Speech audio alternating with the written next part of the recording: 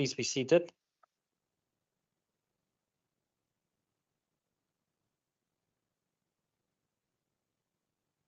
Thank you, honourable members. The Secretary will read the fifth order of the day.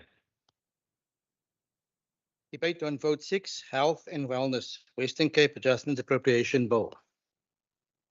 Thank you very much.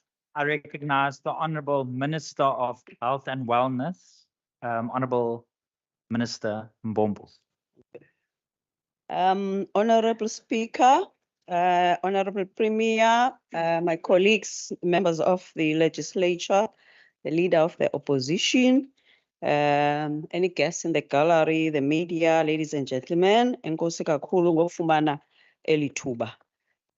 Honourable Speaker, I'd like firstly to take the whole House on a journey of our system in order to understand the context of the appropriation of this budget.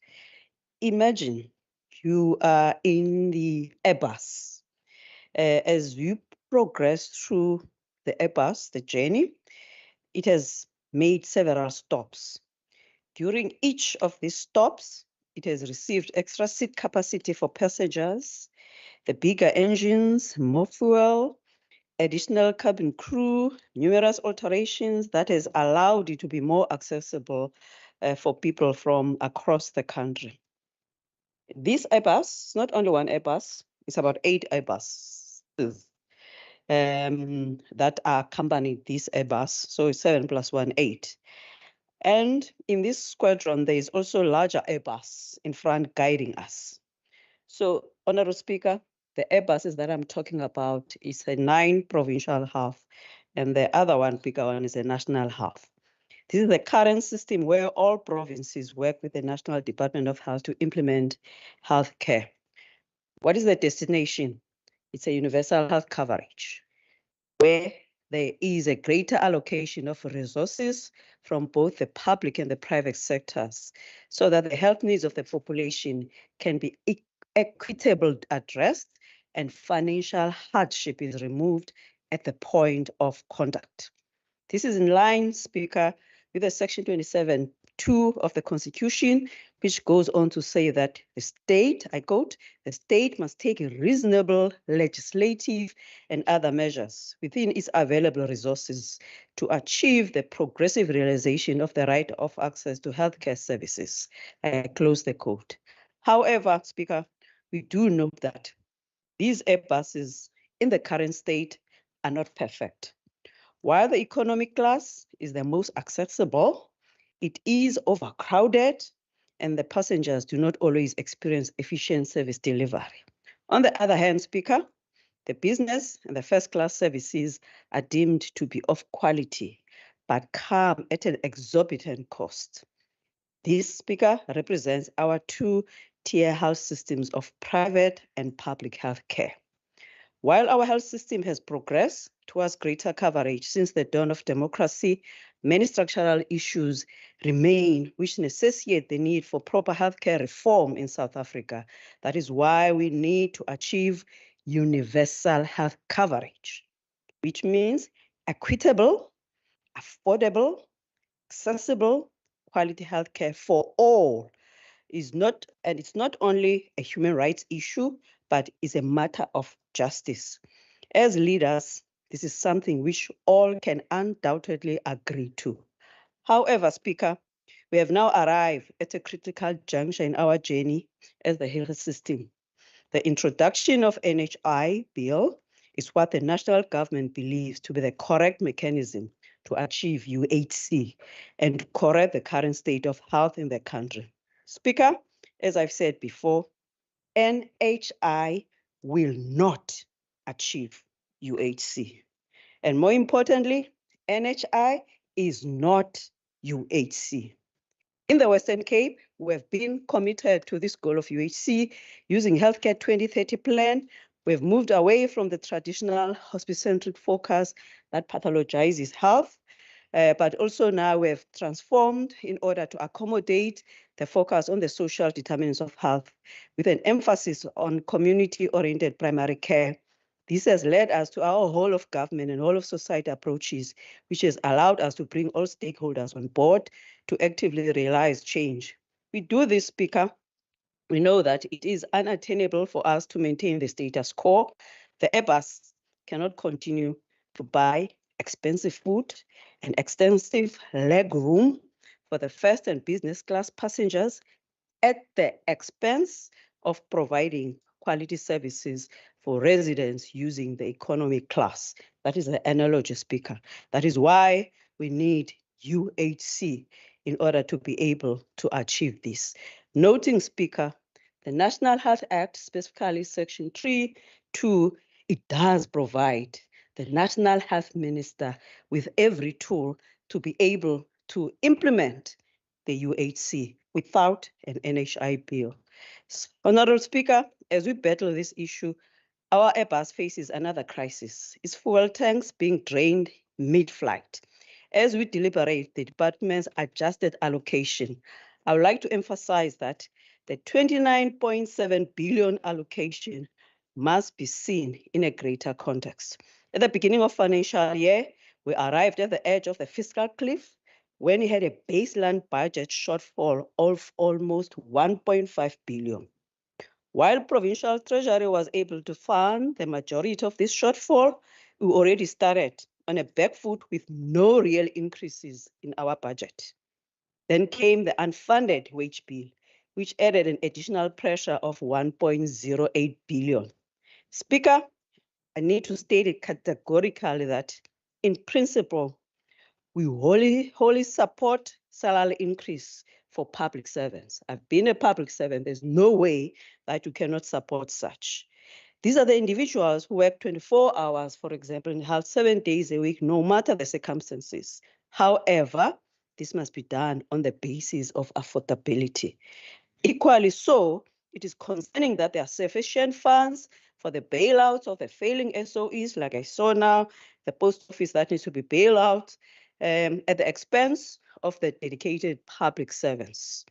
We are grateful, Speaker, to have been provided with 78% of this wage bill increase from the national government. But this is something that should have been fully paid for, as provinces are reliant on national government for the funding. However, there are other considerations in this budget that place further pressure.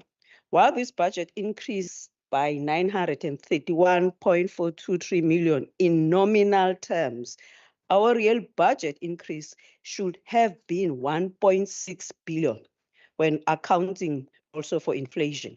This confirmed that we faced in-year real budget restrictions of 736 million, which if you can even show in terms of where the cuts are, 317 million for the cost of employment. I'm talking about the staffing. 317 million in terms of the shortage, the cuts. 104 million for goods and services. 155 million for all grants, and 160 million in a shift between our programs.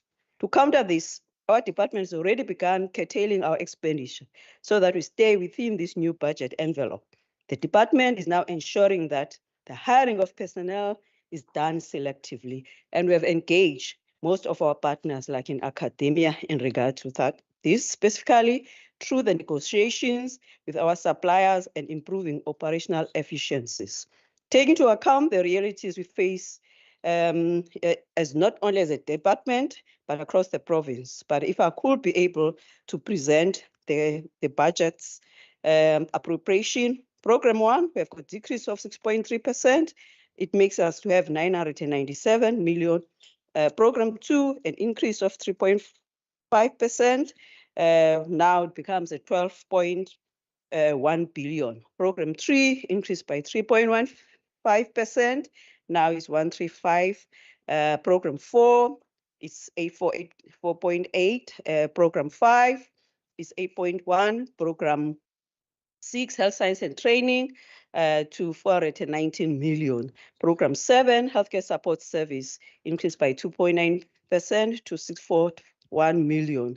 Program 8, a decrease, which is the health facilities management, decreased by 10.45.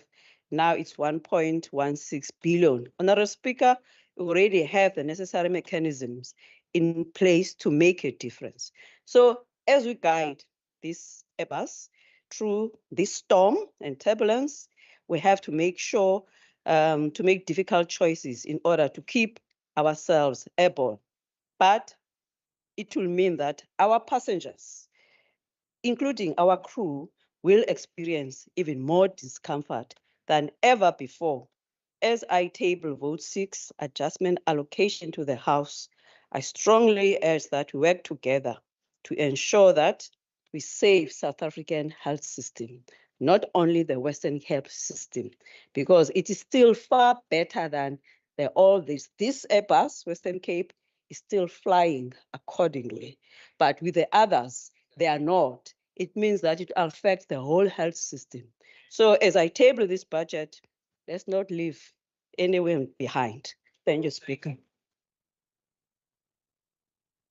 Thank you very much, Honourable Minister. I now recognize the Honourable Windvogel.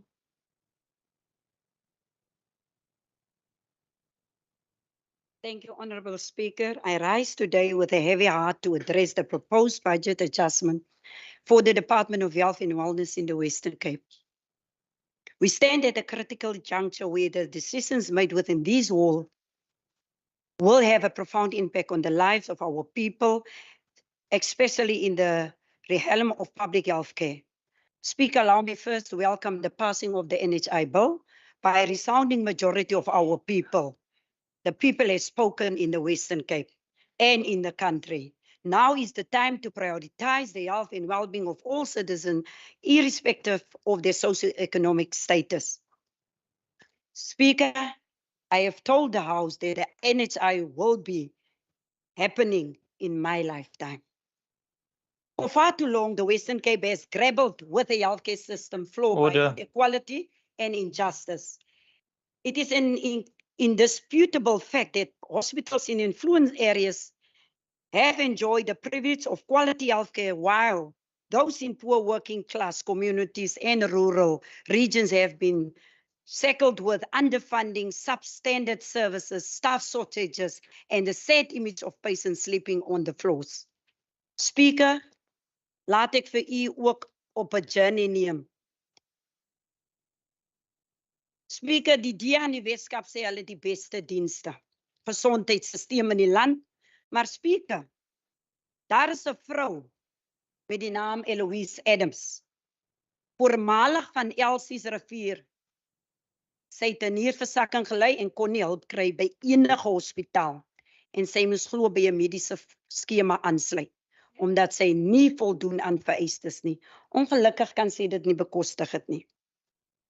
Vandag huil die kinders, vandag huil die man nog steeds, want die DEA government het daai familie, die Adams familie gefail. Speaker, dan vat ek vir u na 'n man met die naam Elric Daniels. Hy het bedsere opgedoen terwyl hy in 'n koma was.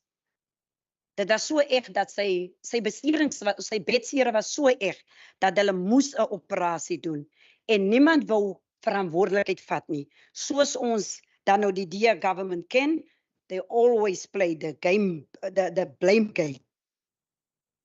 Speaker, en ek kan nog van vele meer praat, die tipe dienste wat Bondi wil ontvang. En ons kan praat van Pubella en Robertson, a kitchen van 1994, still the same conditions. En dit moet daar die hele gemeenskap, daai kliniek met die hele gemeenskap diens. Dit is die goeie diens wat hierdie DEA government van praat. Speaker, who would forget the MEC words that the KDH is like a black sheep of the family and will not be giving any special treatment. KDH, who are they servicing? It's the swart majority. In response to our call for an increased budget to address staff and bed shortages to alleviate service pressure, the blame for this stark disparity rests squarely on the shoulders of the DA provincial government. Instead of rectifying the systemic injustice over the years, we have witnessed a careless disregard for the well-being of those in need. Year after year, we listened to different excuses when we demanded quality healthcare for our people. These range from supposed inequality share allocations to complaints about budget allocations not keeping pace with inflation. The latest excuse presented is a 2023 wage increment. A government who are against the working class. You are against the working class. Order. The Premier's Order. decision to lodge intergovernmental dispute with the National Treasury for the wage agreement is not just a disagreement over budgeting. It is a blatant display of disregard for the working public servants, especially healthcare workers who keep our healthcare system running. As the ANC, we believe that our public servants, our healthcare heroes who have tirelessly fought on the front lines during the COVID-19 pandemic deserve every cent of the proposed wage increase. The DA government is die government wie se salarisskaal die minste is in die hele land. 'n Skande, wat 'n skande. Our example of the DA-led Western Cape government careless disregard for our healthcare heroes was the refusal of this department to absorb all COVID-19 workers at the Brackengate Hospital. As a result, over 30 workers remain unemployed and are victims of a system that value budgetary constraints over human life. Speaker, the ANC welcomes the 931.4 million additional allocation for the department. The MSC argues that the additional allocation will not alleviate service pressure and that if we thought the situation of patients sleeping on floors is bad, then we must prepare for the worst. This is very reckless and unacceptable, especially coming from a provincial cabinet member. We cannot accept a future where the most vulnerable among us suffer due to a lack of political will and empathy. It is inexplicable that Order, members. it is inexplicable that while health and education are the only department granted additional support from the 2022 wage agreement, the MEC stands here crying for more funding and predicting a further worsening of our healthcare services. Speaker, this department under expenditure in 2021 and 2022 and in 2022-23 financial year was 273 million and 180 million respectively. In addition, 160 million was not spent and roll over to this year. What a disgrace. I therefore fail to understand why a shortfall of about 600 million is claimed by the department will now collapse the public health care in the province when the department underspending over the past 2 financial years was close to this amount. The provincial treasury must come to party and fund the shortfall. What happened to the millions that were earmarked to the COVID-19 pandemic? And where is budget to procure the province's own vaccine, which never materialized? Where are these? Why are these not allocated to response to the challenges? Honorable Speaker, we do not agree with the budget cuts for health facilities management, especially given the fact that only 40% of our healthcare facilities are in good, excellent condition, with the 52 in fair conditions and the remaining 8 between poor and very poor conditions, and that is in our black and colored areas. We know this department has been very poor when it comes to infrastructure development, with many projects running far behind schedule. In this budget, 100 million has been reprioritized due to a termination of a number of infrastructure projects. This is a matter for serious concern. We are delighted to learn that the rebuilding of the Honorable, your time has expired. Please conclude.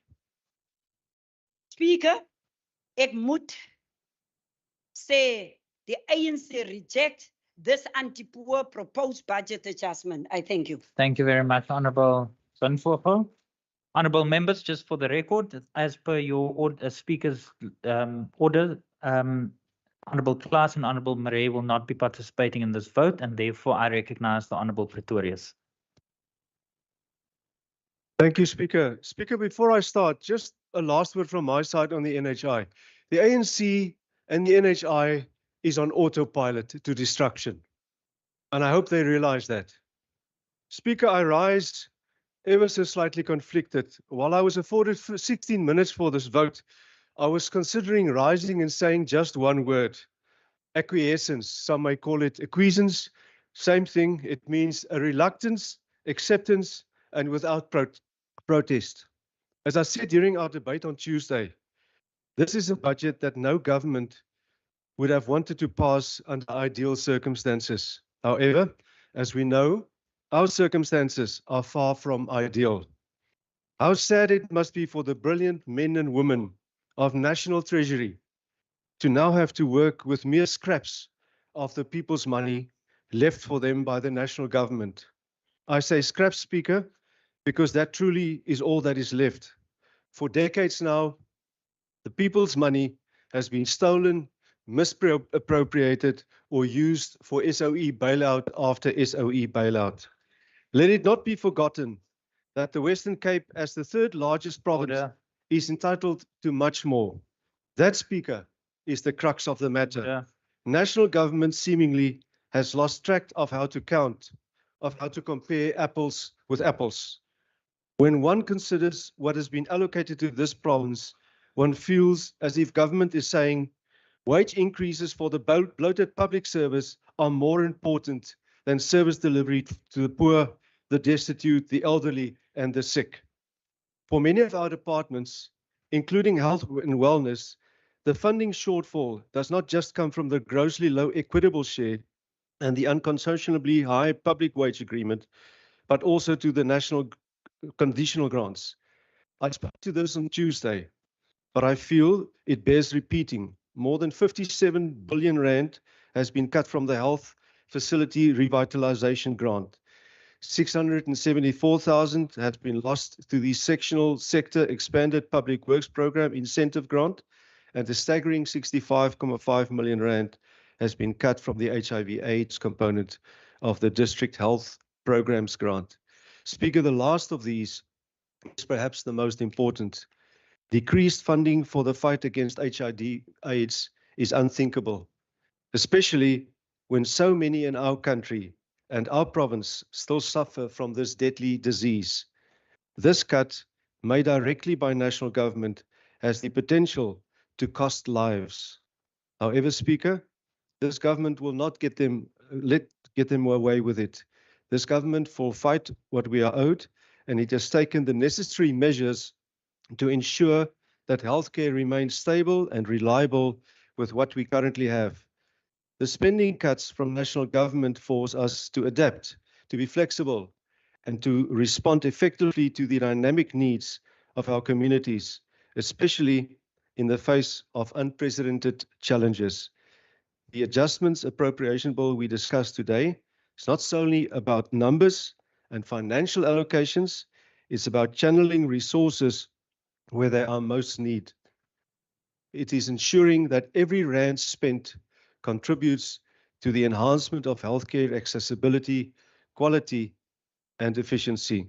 Despite the cuts, Speaker, our priorities remain clear, and that is to bolster healthcare services in underserved areas, enhancing preventative care initiatives, and continuing to invest in the training and development of our healthcare workforce.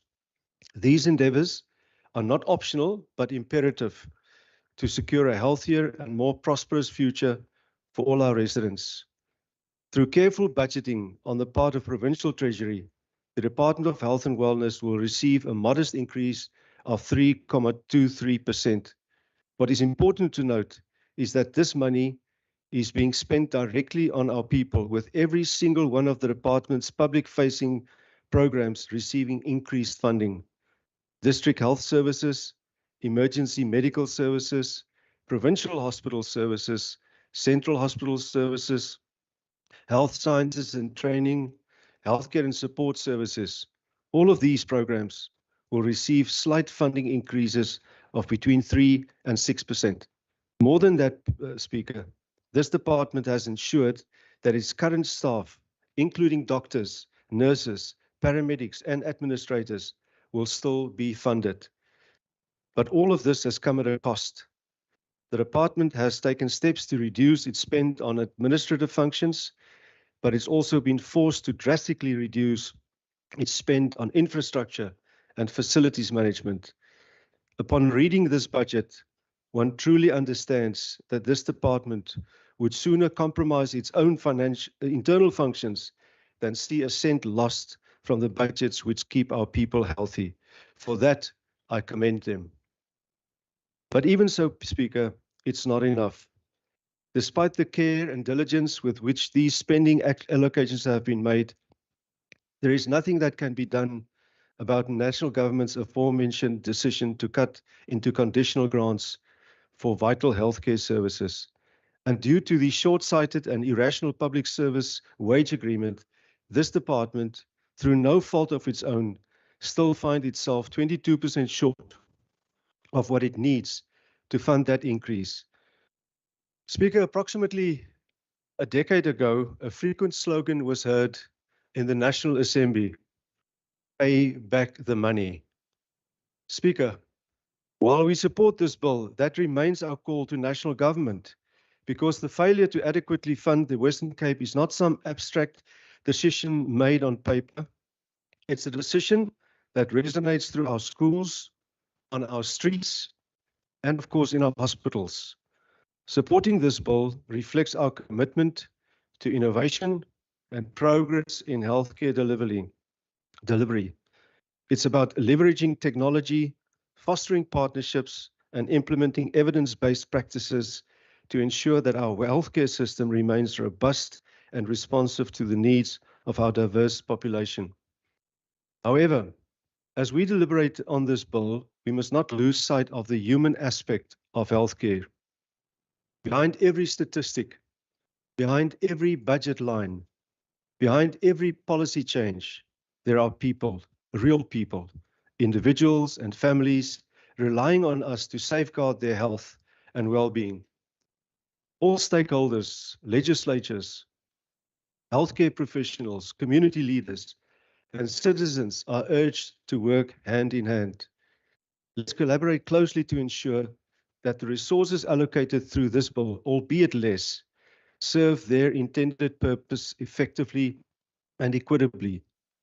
Let the use of available funds be proof of our unwavering commitment to the health and wellness of our communities.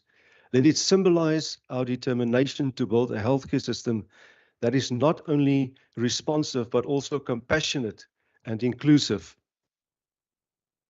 We acknowledge the tireless efforts of our brave healthcare professionals, our heroes who have gone above and beyond to provide care, comfort, and healing during these times.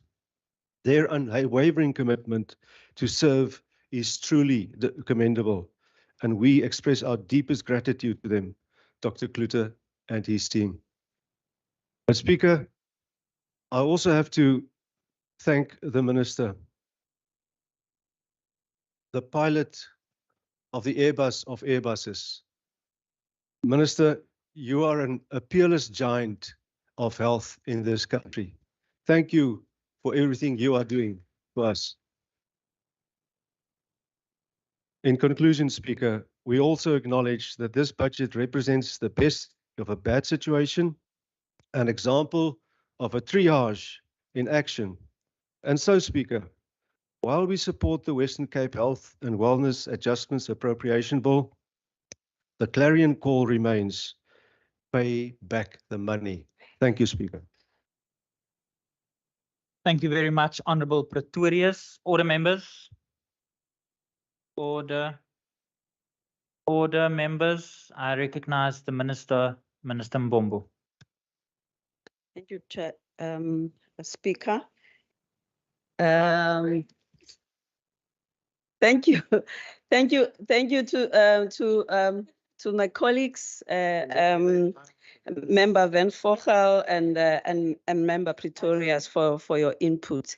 I did indicate, Speaker, in closing that it's time to save South African health system. We cannot just sit down and then look, and when we know that the solutions are there.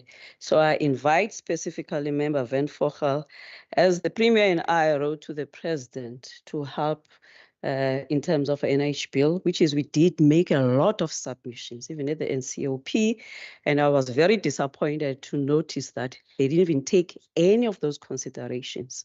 So I want to invite Member Van Vogel to help us to be able to make sure that that NHI, if now it gets passed, that at least the constitutional flaws and the practicality in order to achieve universal health coverage, it has to happen. There is no way that we can advise. I'm talking about the Western Cape government together with the top management that is sitting there. There was no way that you can advise them. The recommendations could be something that will make the health system for the whole country to fail. We have worked quite in the Western Cape building this health system. We have done very well. So it will never be that 34,000. Cannot be 34,000 of the staff members. I cannot be, as the pilot, who also is a health professional, could advise the presidency or the colleagues about something that is not there. Now, in response to the issues, part of it, because part of it, in just not some of this, when Member Van Vogel talks about a Kylie and the social determinants of health, the current NHI bill actually ignores the social determinants. And that's why we say you cannot focus only on building, on dropping vertical programs without looking at the social determinants of health. It doesn't take into consideration. Again, the NHI bill, it talks about the centralization of the services, cutting by 34% of the provincial equitable share. So all what is asking about what's going to happen to whatever is going to be worse, 34%. Third thing, it's about, I spoke about 9 airbuses of the provinces.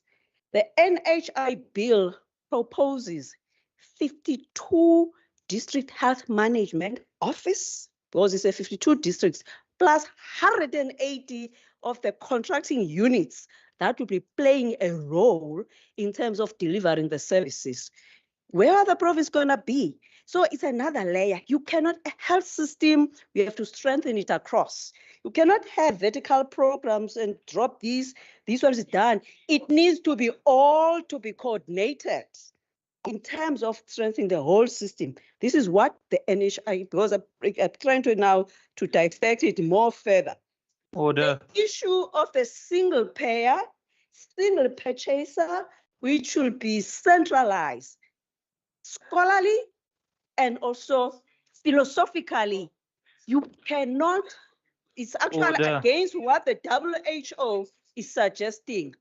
In order to implement universal health coverage, the regional strategic purchasing supposed to happen. You cannot centralize. It must go subsidiary, it must go back to the people. You cannot ignore all of, and the NHI, this is what is doing that. This is what is actually is doing in terms Order. In regard Order, members. to all of Order, members. And then lastly, Honorable Minister, my apologies. There's a point of lastly- order. Please take your seat. Order, Honorable Nkondlo. Honorable Deputy Chief Whip of the Majority Party. Is that a point of order? Order, members. There's a member on the floor. Speaker, I rise on Rule 39, despite sitting almost next to the Honorable Professor Dr. Mama French Mbombo. I can hardly hear the information that she's trying to share with us. Please, can you rule on it? Thank you very much. Honorable members, honorable members, please, can I caution you not to drown out the speaker? Honorable Minister, you may continue. My apologies for interrupting you. lastly, Order, members. lastly, going back to the, Speaker, 9 provinces, and national health. This is the current structure in terms of the health governance. If now the other province, it's not even if, that the other 8 provinces have failed dismally the health system, you cannot replace them with the district health management offices. So if in a province there are 9 districts, you cannot replace the whole provincial office with those district health management offices, plus also creating another layers. The system doesn't allow that. You cannot do that. Hence, if the whole issue of the NH bill, there would have been consultation with the academics, with the civil society, where it was strong, it couldn't have landed to be where things are. So Order. that's why. Order. Honorable Minister, please take a seat. Honorable Nkondlo, you are directly commenting ask a or question. in direct Ask a conversation with the minister. If you have any comments, Honorable Nkondlo, can you and the minister take it outside of the chamber at the end of this vote? Honorable Minister, Honorable Minister. Thank you, Speaker. I am available to be asked a question because I have to talk about the NHI, but I'm closing it off. So I am available to Minister, but the going minister, the forward- rules does not allow, does not provide for you to voluntarily offer unless a member wants to pose a question. I can't provide that opportunity. So You may continue. So as I'm saying that in closing, I could be, but also secondly, I can also take one-on-one. And then thirdly, when the president comes and responds to us and asks us to go to union buildings to discuss, because I'm available, I will guide the president around that in regard to NH bill. But in closing, I want to thank you here in this house, all of my colleagues, the MPs, the SC, for making us account, and also for my cabinet colleagues for assisting, especially in the context of where we've done a whole lot of transversal, because as we know that the health system, it also has to strengthen and also has to work transversal across others, especially in the social determinants of us. So thank you very much for that. I want to thank in absentia other spheres of government, the national government. They always make sure that they listen to us and then also even make an opportunity for us to make so many inputs. I'm talking about the national government office, the office, because we are strengthening the South African health system. That acknowledgement, because we are colleagues, we are colleagues. Everyone has got the public. Order. Without and that from the government officials, whatever happens, they don't politicize health. So we need to welcome that part of it. Even at the local government, the mayors in the Western Cape with the health is not within the local government, except in the metro where they've got the clinics, but the mayors will go out of their way to ensure that we are able to, to give this the support. The team, 34,000 staff members, Dr. Klute, Mr. K, Dr. Karim, Sisi Nontlantla, thank you very much. Please extend our appreciation to the team. We understand that things are difficult. And then all those there, other stakeholders and partners, the NPOs, the NGOs, the academia and everyone, thank you there. And then last but not least, to the ministry, thank you very much for when you keep on preparing the speeches and then I really write and all of them. So thank you very much. Thank you. Thank you. Thank you very much, Honorable Minister. Honorable members, that concludes the debate on this vote. I'm going to allow the officials to interchange in the box. If there is, Minister Allen, if you can just give me an indication if you. Okay.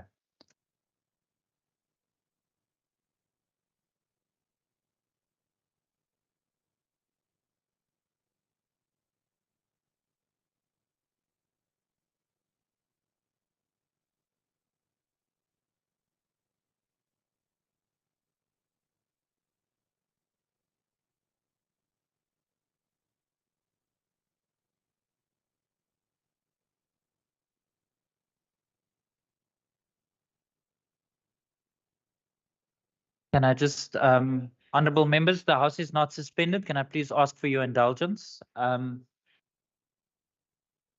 I just get an indication from the table staff if there's officials?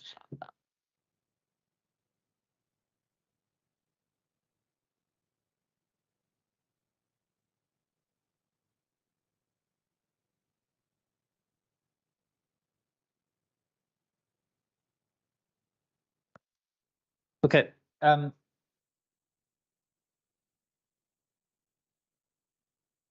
Honourable members, the secretary will read the 6th order of the day. Debate on vote for police oversight and community safety, Western Cape Adjustments Appropriation Bill. Thank you very much. I recognize the Honourable Minister, Minister Allen. Honourable Speaker, Honourable Premier, Cabinet colleagues, honourable members, Leader of the official opposition, it's quite fitting to pay homage to the men and women in blue, knowing that this has been an extremely difficult year. And I sincerely trust that the men and women in blue across the South African Police Service, across law enforcement, will have our thoughts and our appreciation in this particular house for the role that they play. And I sincerely trust that the residents of this province will continue to support those in blue. Order. Honourable Minister, please speak to me. Honourable members. Honourable Minister, you may continue.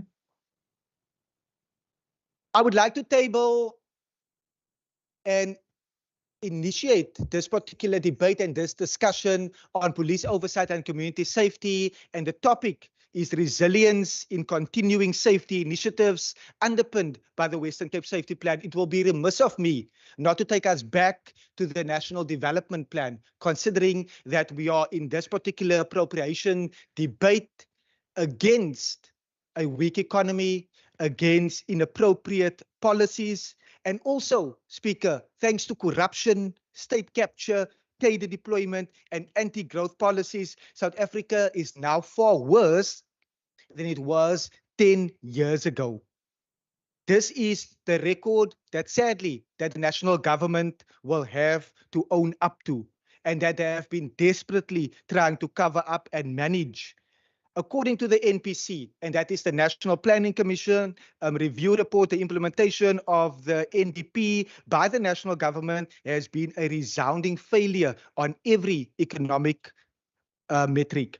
Instead of facing up to its own failures, the national government has chosen rather to censor the NPC and go into the 2024 elections on a platform that is based on lies and its record of government. Currently, Speaker, the expanded unemployment rate of 42.1%, not only has the national government failed to meet its 14% unemployment target by 2020 as set out in the NDP, it is also on course to miss the 6% unemployment target by 2030. Currently, GDP growth is 1.1%, with GDP growth averaging at 1%. The national government is also on course to miss the 5.4% target by 2030 listed in the NDP. More people, Speaker, are out of jobs. The NDP has set a target of 24 million employed persons by 2030, but only a fraction is currently in employment. In concurrence, we have warned consistently as a Democratic Alliance over many years, and this was confirmed by the NPC, which in their scathing assessment pointed out the following: the deterioration of the state and inappropriate policy management were behind the persistent problems of inequality, unrelenting poverty, and rising unemployment. So against that backdrop, promises that were made and commitments that were made in terms of the National Development Plan, it's very clear it's not going to be materialized. Hence, we have had to table an appropriation budget in this particular house that can ultimately ensure that we remain resilient, but still add hope. And as I've indicated many times in this particular house, the hope is not devoid of the realities. I've just went into great detail based on those realities, but we are stepping in and will continue to step up. I'm delighted that we have the HOD together with senior management in the box.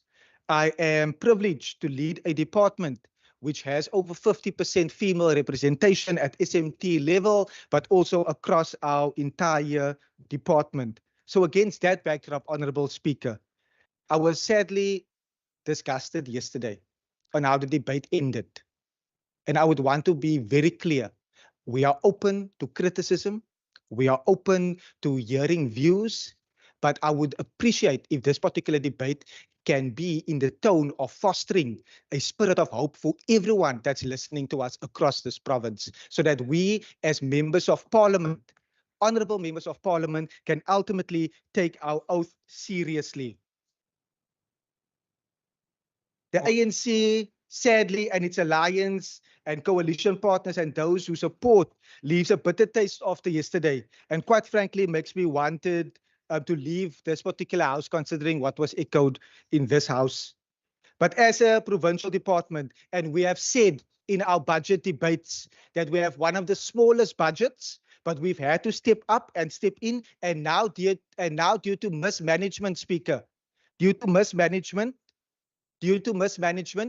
research shows that if you repeat a certain phrase 12 times, people will remember it. So I'm more than happy to say it, due to mismanagement. And as the talking continues, due to the mismanagement at the national level, we and residents of this province now faces the brunt. In fact, over the last few days, we have heard that no department, Speaker, was spared. These are the types of downward adjustments that are unprecedented. And the big question is, who suffers? And the answer is quite simple. It's the people. It's the people that suffer. It is the over 1,000 people that is murdered in this province, quarter by quarter, that ultimately suffer, coupled with communities and everyone. Order. So eradicating crime, particularly violent crime, is not, sadly, an ANC priority. They are clearly and continue to demonstrate this. An example is the persistent under-resourcing of our officers and the equipment, together with the resources that they require. Investigators, Speaker, are sitting with between 200 and 500 and 250 dockets, and in some cases even 400 and 500 dockets. I've personally been to Philippi SAPS. I've personally been to Samora Machel, where those detectives are sitting with 400 dockets per detective. SAPS is constitutionally mandated to serve and protect all, but they are expected to do so without the relevant and required resources.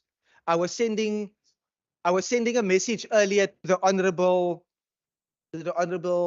advocate Deirdre Bartman, and as I sent that video, the honorable Dagmo came up on air transfer.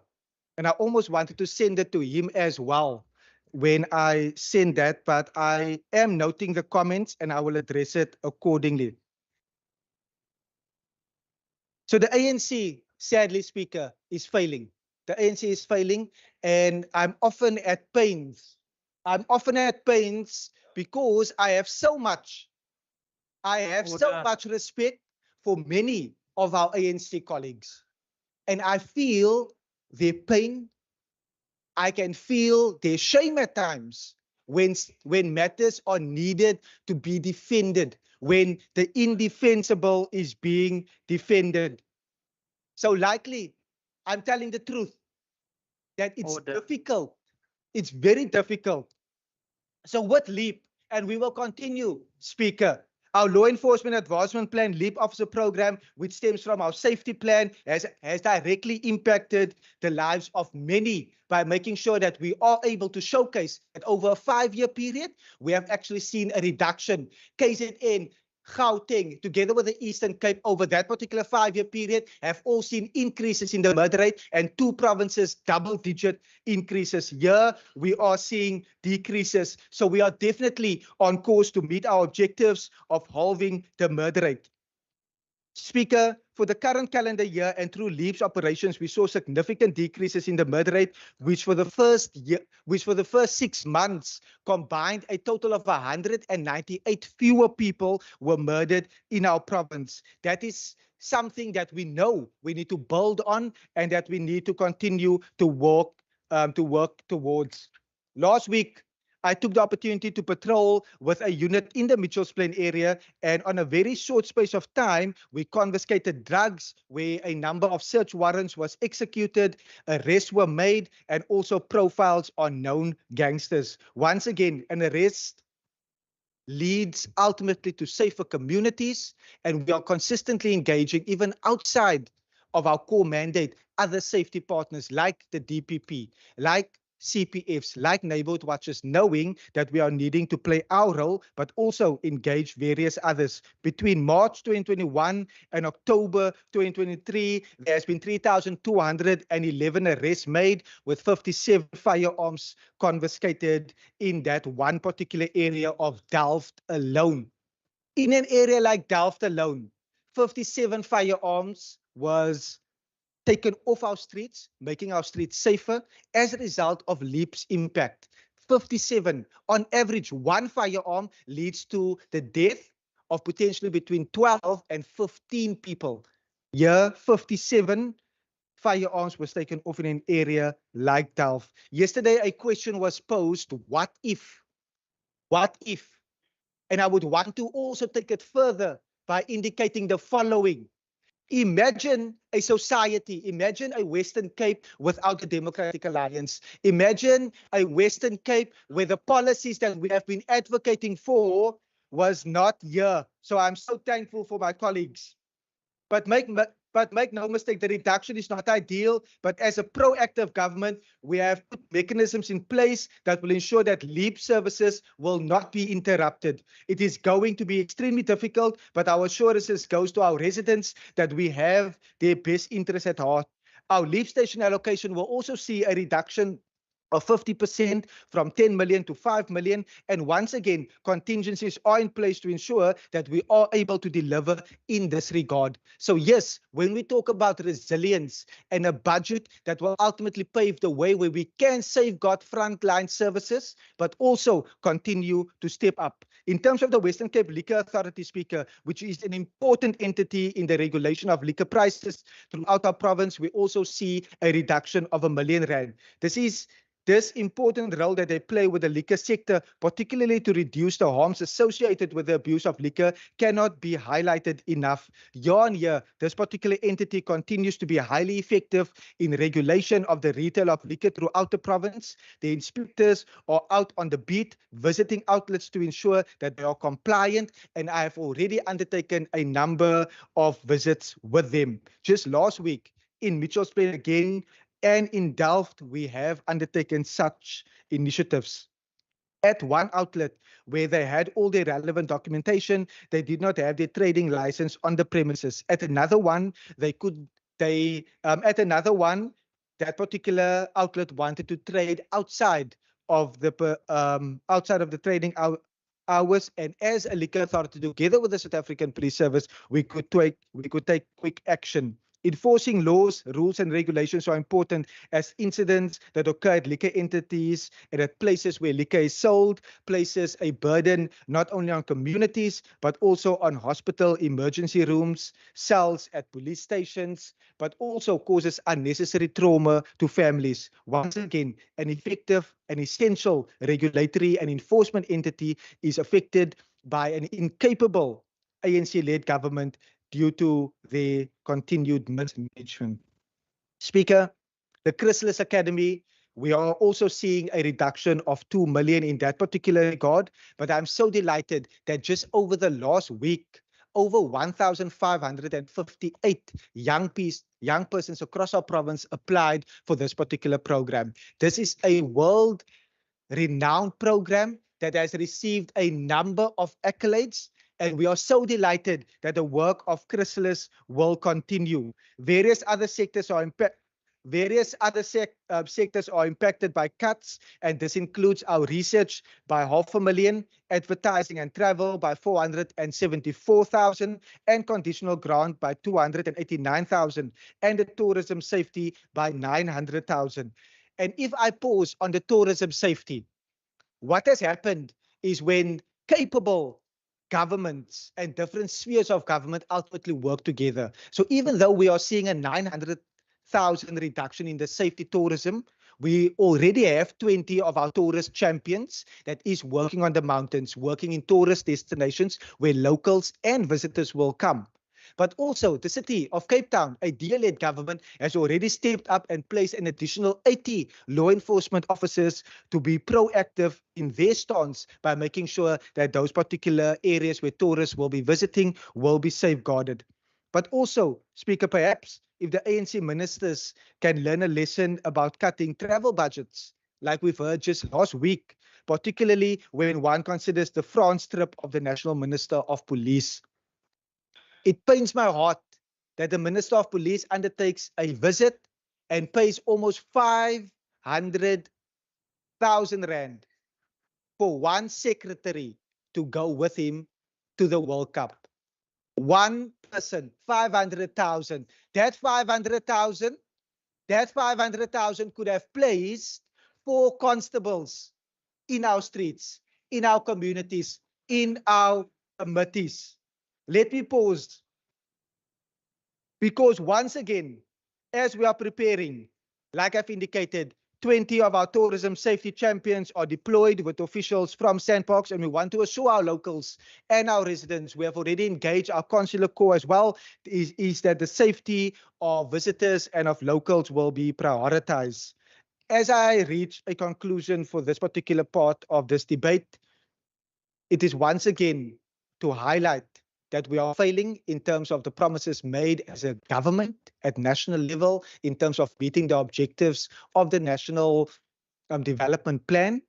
But it's not just a development plan that we are failing on. It is actually affecting the residents here in the Western Cape, in Elsies, all the way to Klapmuts and other areas. But as a government, we will continue to step up.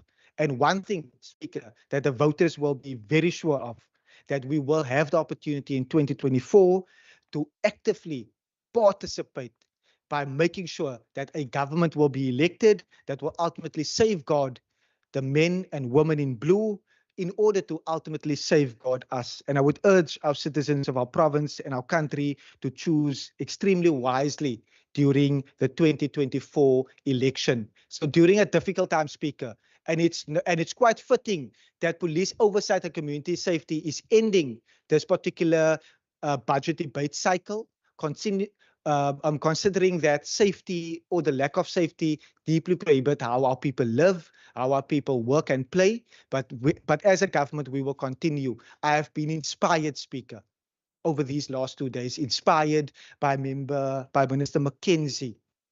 I've been inspired by the finance minister, by all my colleagues, because I know that when we work together, citizens of this country will be able to see it. So thank you so much to all my colleagues under the leadership of the Premier for his leadership. Baie dankie. Thank you.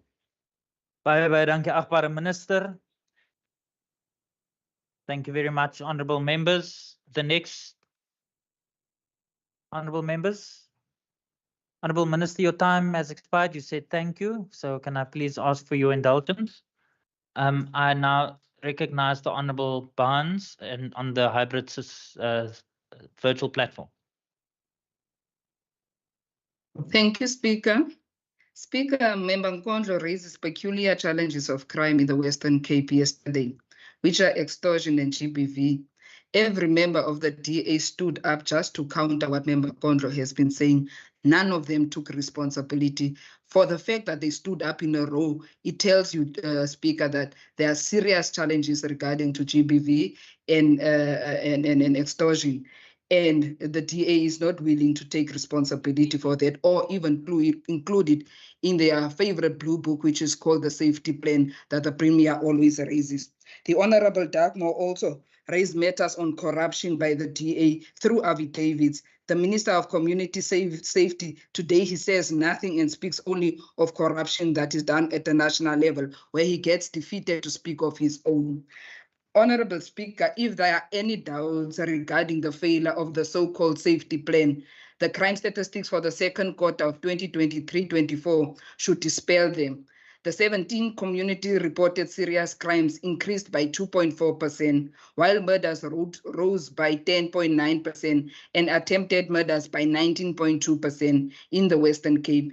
The provincial government's own analysis presented in the second quarter performance report highlighted a 14.5% year-on-year increase in homicides from quarter one of 2022-2023. The 13 priority areas where LEAP officers are deployed recorded a 14.9% increase in homicides.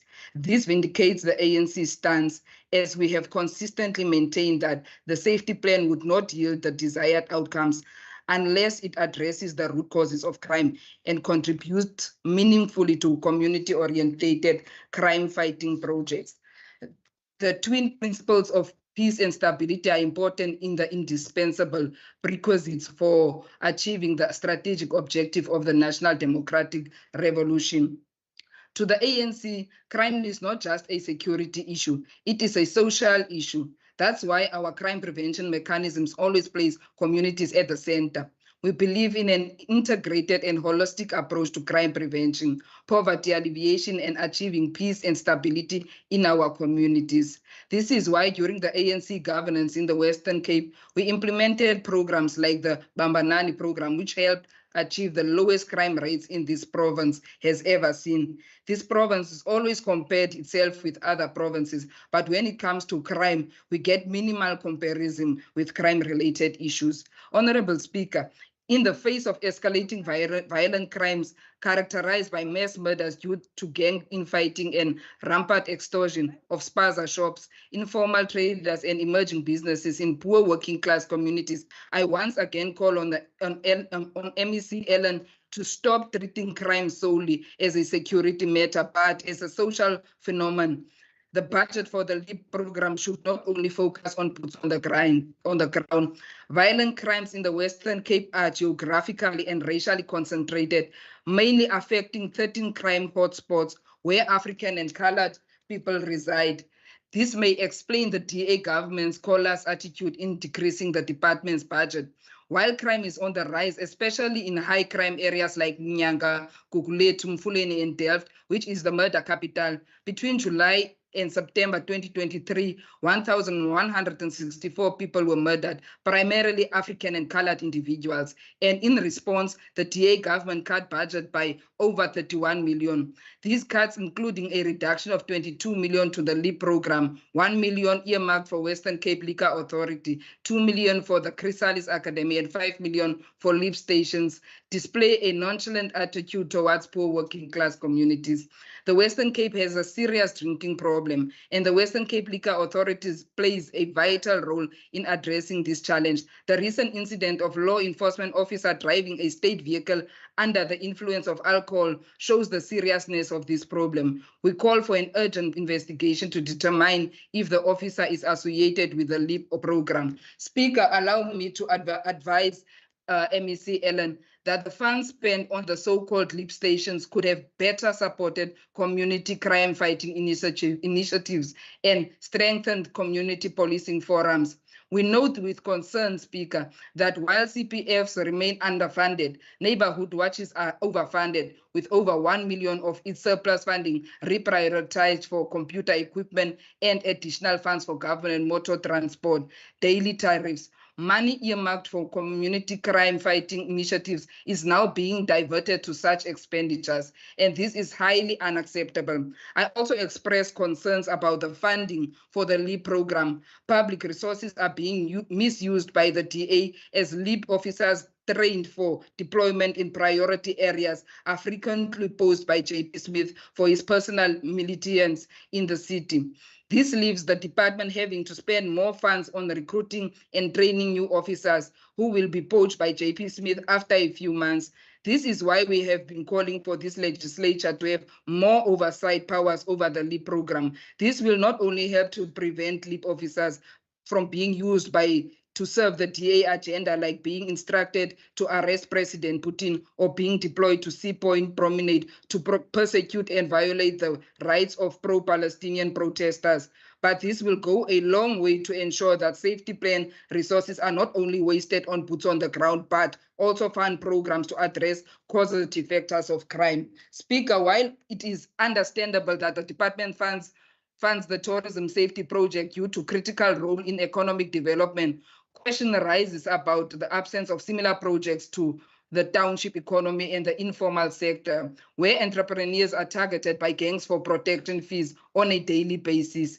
In conclusion, Speaker, I have seen minutes of the 18th meeting of the Council of Stellenbosch Municipality, where the name of Honorable Hendrikus van der Westhuizen was discussed extensively. This involved his role in Franschhoek Jeugontwikkeling Trust. The minutes read, I quote, during 2011, Mr. van der Westhuizen, together with the other trustees, changed the trust provisions to remove the municipality as a beneficiary of the assets of the trust upon dissolvement. What followed was a large scale of looting of trust resources as large pockets of land sold without knowledge of the municipality. We need Honorable van der Westhuizen to come clean with this house. It is clear that Stellenbosch municipality, according to the minutes, are very unhappy with him, saying that he is sitting on a trust but not carrying the mandate of the council. How does he explain the sale of land who benefited from the over 28 million? This matter must be investigated, Speaker, and appropriate action must be taken. Speaker, the ANC rejects this budget. I thank you. Thank you very much, Honorable Barnes. Honorable Barnes. Order, members. Order, members. Honorable Deputy Chief Whip of the Opposition.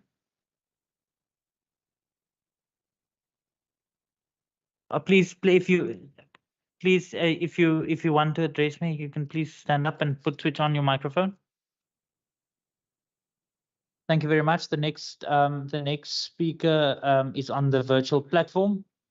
I recognize the Honorable Kasim.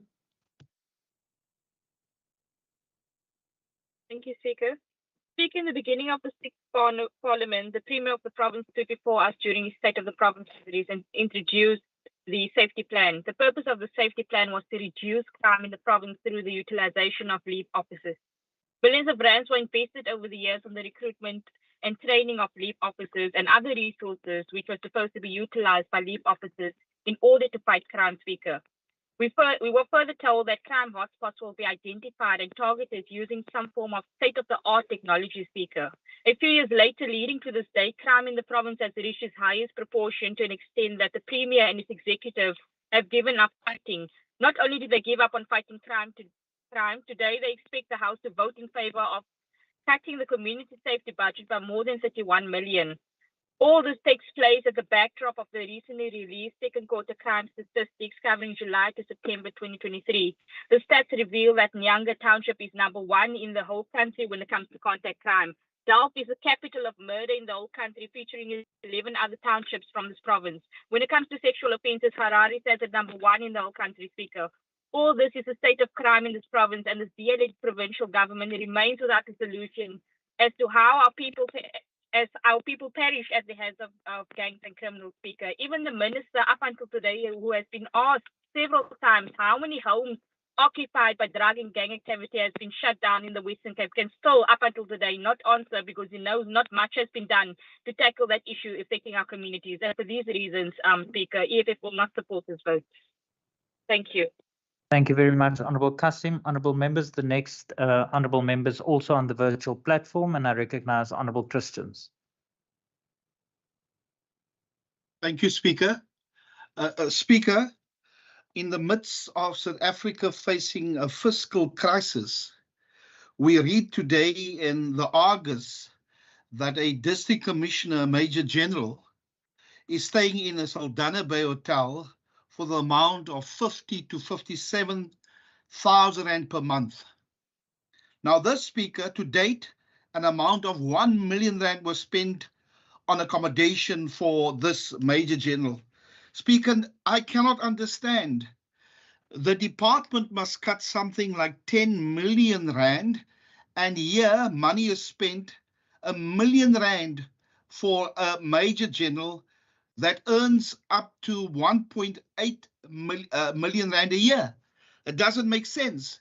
So it seems to me the priorities of SAPS needs to be looked at, and we as a committee will have to do thorough oversight to see if this is really true and call in the commission and ask if this amount of money is spent.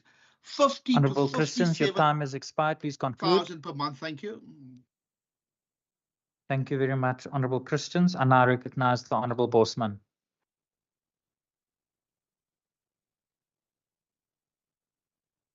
Honourable Speaker, one of the most fundamental issues that our province and country faces is the safety of our citizens. Safety underpins all of the other priorities of this government, because without a safe province, we cannot have a prosperous Western Cape. Speaker, it pains me to inform this House today that the National Minister tasked with ensuring the safety of all of the people of this country has finally admitted that he is not capable of keeping us safe. The custodian of policing policy in this country would rather act like a clown than ensure that our people are safe. Safe from gangsters, safe from extortion, safe from SAPS firearms that find their way back into the hands of criminals, and safe from a ruling party that has looted almost every available public cent. The Department of Community Safety and Police Oversight faces a 32.2 million cut to its provincial equitable share, a gift from our incompetent and uncaring national government. We know that the ANC national government has an active program to make the Western Cape ungovernable. And while their incompetence in this regard is not planned, they have continued to under-resource the Western Cape by cutting police officers available for crime fighting. They have failed to improve the detective services and to improve detection rates. And they have failed to keep up with even the most basic maintenance and upgrades at police stations. The ANC may attempt to claim otherwise, but the numbers don't lie. SAPS admits that there should be an absolute minimum of 20,000 SAPS members operational in the Western Cape, a number that will now rise as a result of the latest census data. But Speaker, we now have less than 16,000 police officers in this province. In some precincts, one SAPS member may be responsible for as many as 800 to 1,200 of our residents. Mr. Speaker, it would not be a lie to say that Minister Cele has abandoned law enforcement in the Western Cape. But instead of admitting that he has failed to keep the Western Cape safe, he has attempted to obstruct all of our efforts to take the safety of our people into our own hands. The African National Congress of Criminals has abandoned the people of the Western Cape, and they've left the Department of Community Safety to pick up the slack, which they've done for years. Yesterday, members opposite me questioned the Western Cape Safety Plan, which many of them have not read. A safety plan that seeks to reduce the murder rate by 50% by 2029. Speaker, what this shows us is that they have a profound ignorance to the actual state of crime, safety, and policing in this province. The simple truth is that the department represents perhaps the last true bastion against the tidal wave of crime sponsored by the African National Criminals. Speaker, this department has stepped up to the plate. Through the Law Enforcement Advancement Program, they have provided more than 1,000 boots on the ground in the Western Cape's most violent and troubled areas. Using data and advanced intelligence gathering capabilities, these units find their way to where they are most needed. Not only has this department done this, but this department also works with other departments such as health and social development to address the issues that lead to crime. But these successful programs are continually being threatened by the boogeymen in Pretoria. These deep cuts to the adjustment budget mean that 5 million rand will be cut from the LEAP budgets where we have hoped to build more LEAP stations. This is on top of the 22.3 million rand cut to the LEAP program. Honorable Speaker, through you to Member Wimby and to the real spokesperson for community safety, Member Kama, despite the attempts of the ANC to defund LEAP in the Western Cape. I'm relieved and excited to note that the LEAP will remain fully funded. This department will continue to provide stability, making sacrifices to ensure our frontline programs remain funded to protect the people of the Western Cape. Speaker, the wounded ANC and the opposition benches of this House continually accuse us of not investing in the youth of this province, but they continue to ignore that not only do we fund and support youth programs in all departments in this province, unlike the ANC, who only funds youth programs through the ANC Youth League's Employment Office, the NYDA, but we do this through a transversal approach. With that said, we know the amazing and transformative work that's being done by the Chrysalis Academy, and the ANC is forcing a cut to the Chrysalis budget by more than 2 million. This is an important youth development academy. Order, members. This shows us, Honourable Speaker, the real cost of these budget cuts. Opportunities taken away from the youth by an uncaring government that has stolen and lost the money necessary to improve this country. The Western Cape Liquor Authority has seen a substantial cut, Speaker. The majority of murders in this province take place on weekends, and it is not hard to imagine why. The impact of unregulated alcohol sales ravages our communities, and with the national government having faced a cut to this budget as well, we are now sure to see more alcohol-driven violence on our streets. But let us not forget, Speaker, every single cut has been made out of necessity. Every effort has been made to keep our province safe by prioritizing the most impactful programs. Every cut has been forced out of this department by an incompetent, uncaring, disingenuous, incompetent and ignorant national government, a national government limping nationally. We know that our national rulers will purposefully not give us the funding we need unless we force it out of them. And I look forward to the successful conclusion of the Western Cape government's intergovernmental disputes. In the meantime, I take solace in the fact that we have taken the necessary steps to keep the people of our province safe. Honourable Speaker, I was listening to the Honourable Barnes and I was dismayed by the inputs made. Order, She members. spoke about the National Democratic Revolution, but what she forgot to mention, Speaker, through you, is that the ANC believes in an integrated system of maximum extraction of resources for the cadres, a system that continuously steals from the poor. If only Member Barnes made herself available to visit the LEAP base in Bishop Lavis when our committee visited recently, she would have seen how data-led policing is helping this working class community. But instead of attending committee meetings, Member Barnes comes here to grandstand. But I'm very glad that the LEAP officers in the Western Cape actually knows how to drive. Unlike the Amapanyazas in Gauteng, who've crushed how many BMWs in the last few days.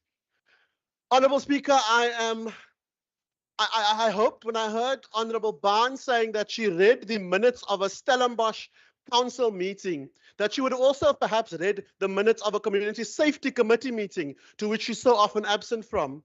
Instead of attacking an honourable member of this House, Honourable Barnes could have learnt about the work of this department. She could have received answers to some of her questions from the capable staff sitting in the box. Order, members. But instead, Honourable Barnes comes to the House and ensures that she rings true to the saying that leë blikke maak die meeste geraas.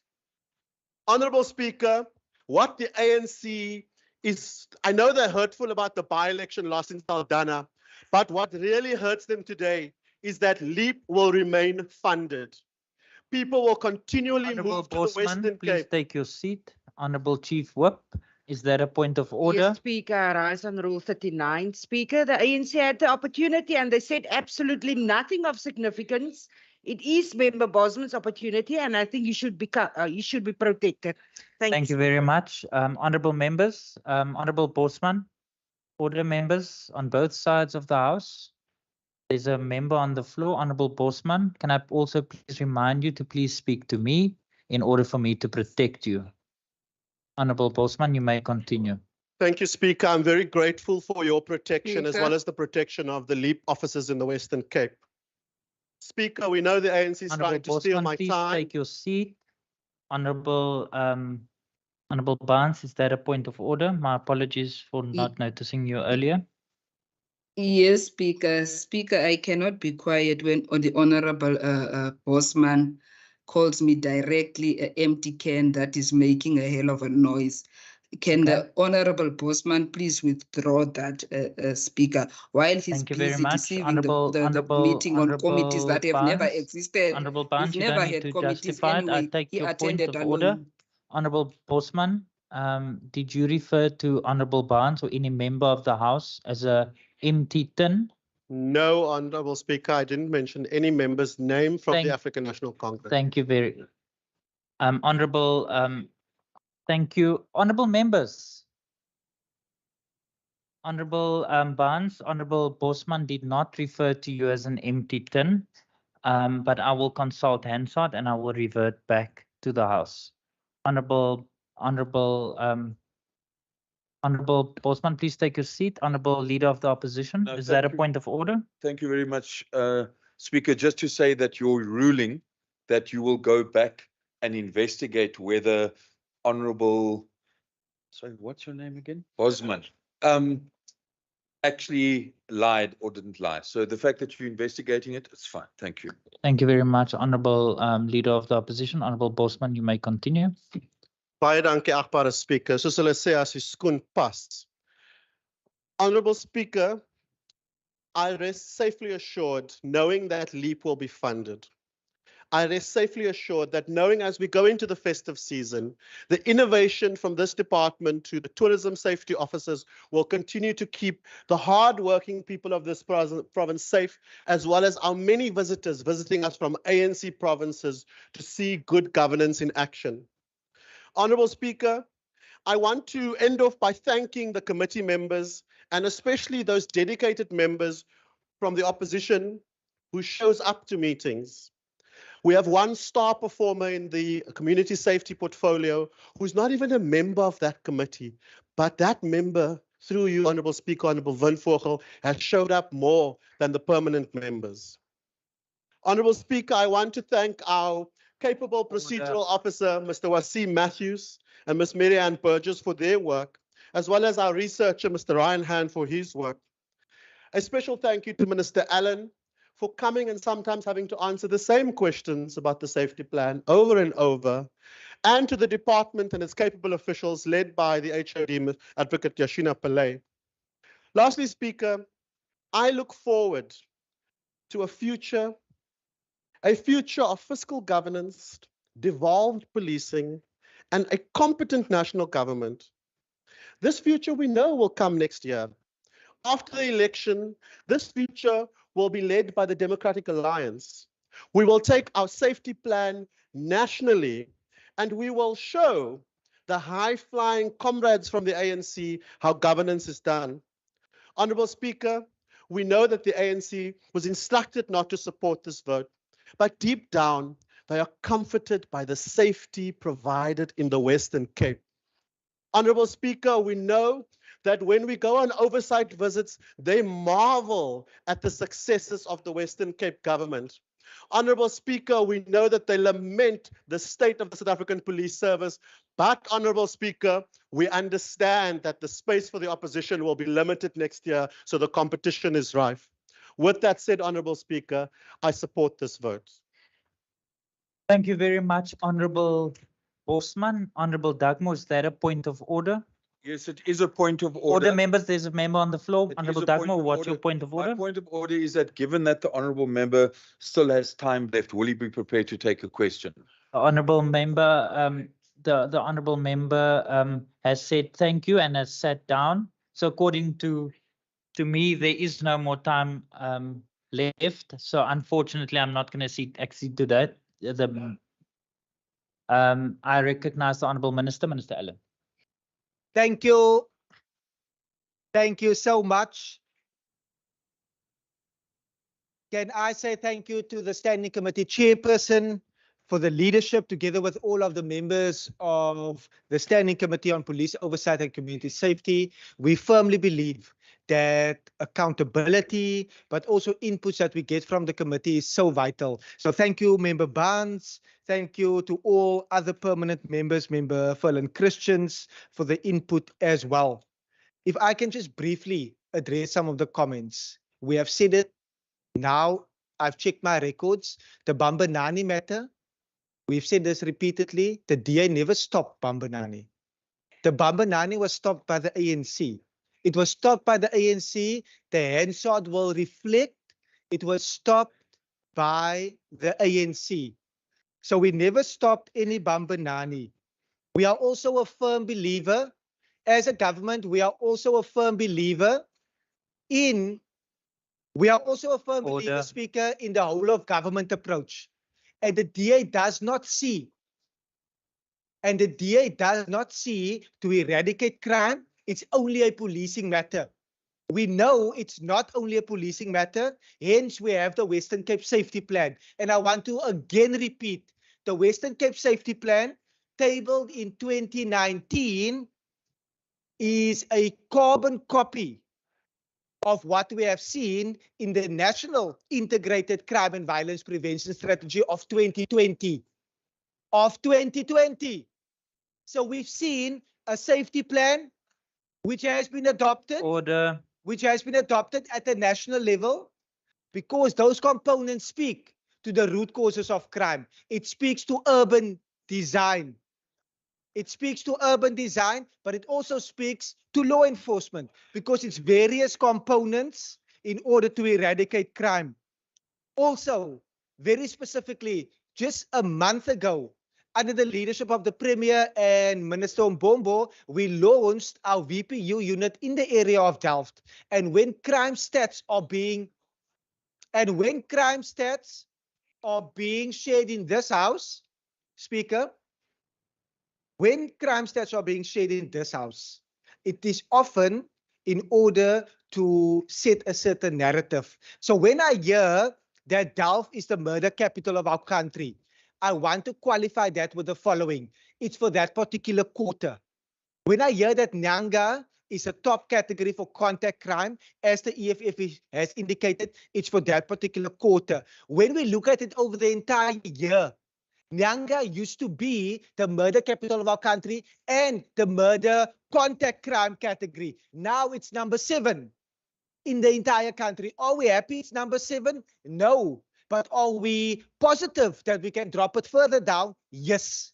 So when we look at the stats, we have seen the reductions. And as a government, we will continue, because, Speaker, I would want to end off, because as a government, we will continue to work. So I won't want to speak as much, but let me say this.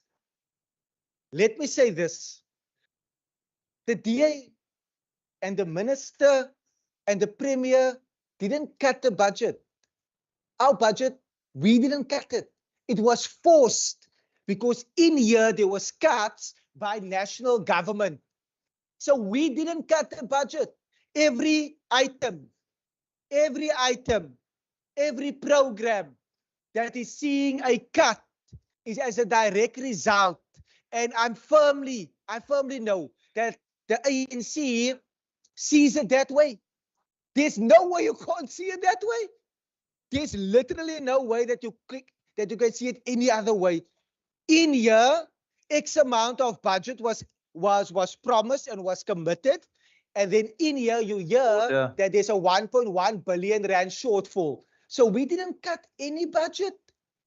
And the record will reflect that we have reprioritized, we have safeguarded frontline services, and we will continue to step up. Once again, and I want to name, and that handshot will actually reflect the names of Advocate Pillay, of CD David Kutsia, of our CFO Muhammad Friesler, but also our acting CD Julian Lutz, because those are the men and women behind the scenes doing extraordinary work. May I also reflect that Kali Baloy, who is in the gallery representing the ministry. Thank you so much. We will continue, Speaker. And once again, The DA-led government did not cut any budget. It was forced as a result of budget cuts at a national level. Thank you so much. Thank you. Thank you very much, Honorable Minister Allen. Honorable members, that concludes the debate on this vote. I'm going to allow the officials to leave before I yes, you're more than welcome to stay if you so wish. I'm going to ask the secretary to read the 7th order of the day.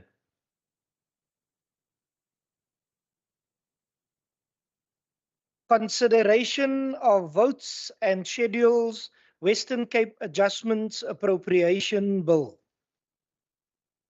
Honorable members, parties have an option of making a declaration now to cover all the votes or to make a declaration on each vote individually. So when I call the political party to make the declaration, can you just indicate that you're going to do an individual vote per or individual declaration per vote, or you're going to do one declaration for all the votes? I order members. I recognize the African National Congress.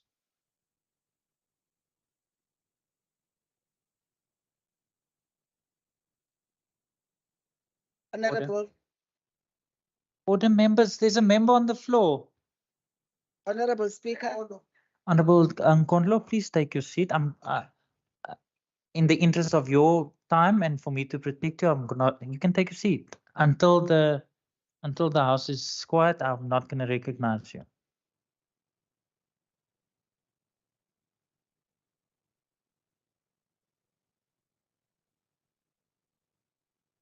Honorable Nkondlo, I trust that the colleagues will now allow you an opportunity to make your declaration. Honorable Nkondlo.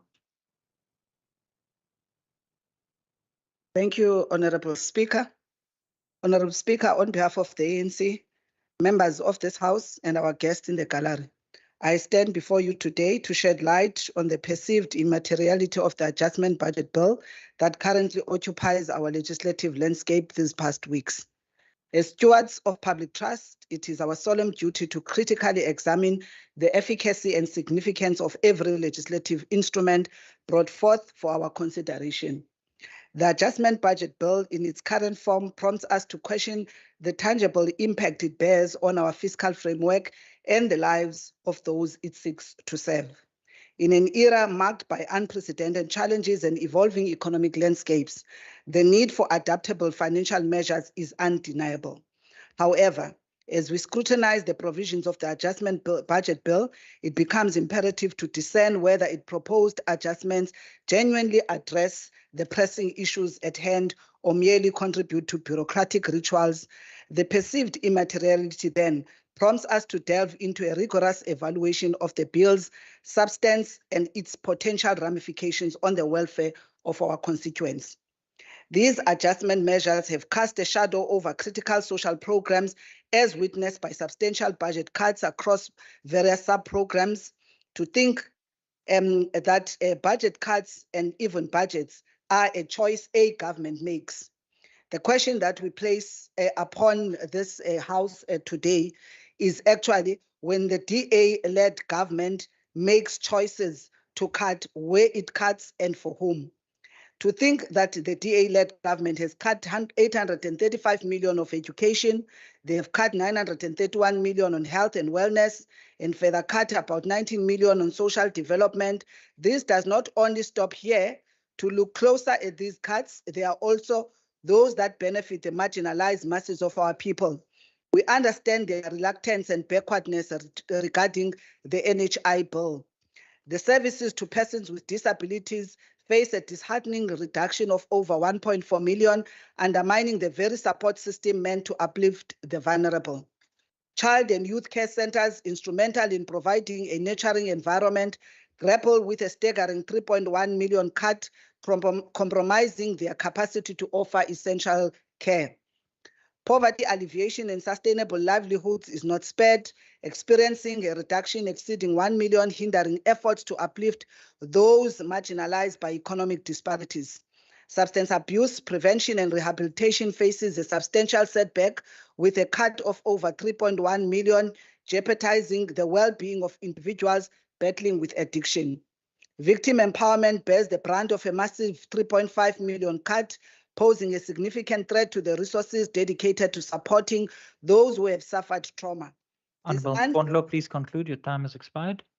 Speaker, with all these cuts that our government has undergone, we must remember that our legislative endeavours remain steadfastly focused on the tangible betterment of the lives we are duty-bound to serve. To speak. Thank you, In Honourable closing, the Kondlo. ANC does not support the adoption of this bill. Thank you, Speaker. Thank you very much, Honourable Kondlo.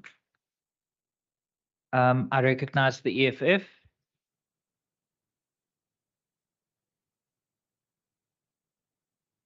I recognize Good. No declaration, Your Honour. Thank you very much. I recognize the ACDP. Thank you, Speaker. Speaker, the ACDP supports the adjustment budget bill. As was debated at length, the province can only do so much when the national government does not cover the entire wage bill. And that is tremendous pressure on the Western Cape government. But what is alarming is the budget cuts in education that was forced by national government. I am as the ACDP, we are very concerned when it comes to the placement of learners. And secondly, we are concerned now that the class sizes will also be bigger. Learners is already struggling to catch up what they lost in COVID. And now you're going to sit with overcrowded classrooms, and that is going to make it extremely difficult. Also, when it comes to community safety, we heard in the committee, due to the innovation of the department, by transferring the money early to the city, they will not terminate any LEAP officers' contracts, and that is a compliment to the department. But still, as I said earlier, when you cut, it's difficult. And the safety of our residents and the education of our children is so important to take this province forward. So the ACDP supports the adjustment budget bill. I thank you. Thank you very much. I recognize the Freedom Front Plus.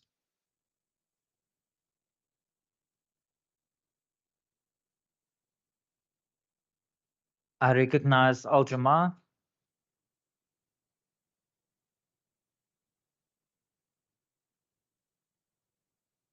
I recognize Al Jamaa. I will then move on. I will then move on to the Democratic Alliance. Thank you, Honourable Speaker. Honourable Speaker, before I get into the reasons for the consideration from the DA on this vote, I just want to fix some statistics. And I'm quoting from page 3 of the schedule of the actual bill, Western Cape Adjustments Appropriation Bill. Education has a net increase of 835 million rand. This composes of an increase of 943 million of the provincial equitable share for the public wages, plus 94 million rand for energy and infrastructure programs. Then you minus the 179 million rand for conditional grants that we're getting cut. Then you plus the 18 million rand for the rollovers in the program. And then you minus the 15.7 million rand in the shifting of votes, which is essentially bank account changes between departments, which brings you to the 835 net increase in the adjustment. Honourable Deputy Chief Whip, can I just remind you that you must make a declaration on the votes as already debated?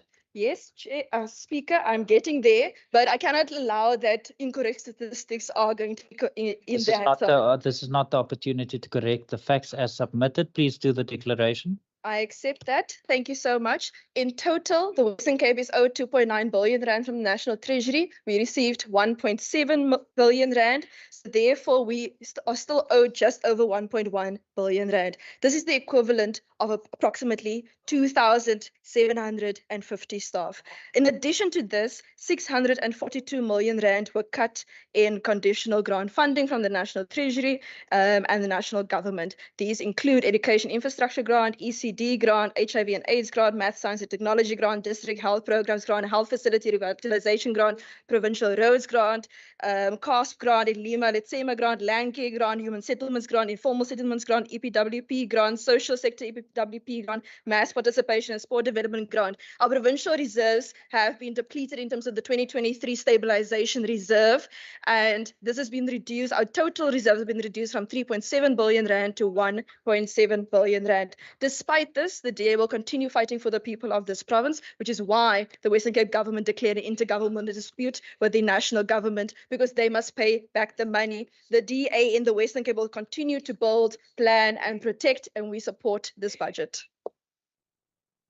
Thank you very much, honourable members. Order members. Before I put the question, can I just get an indication if there's any political party that wants to make individual declarations? There is no individual declarations.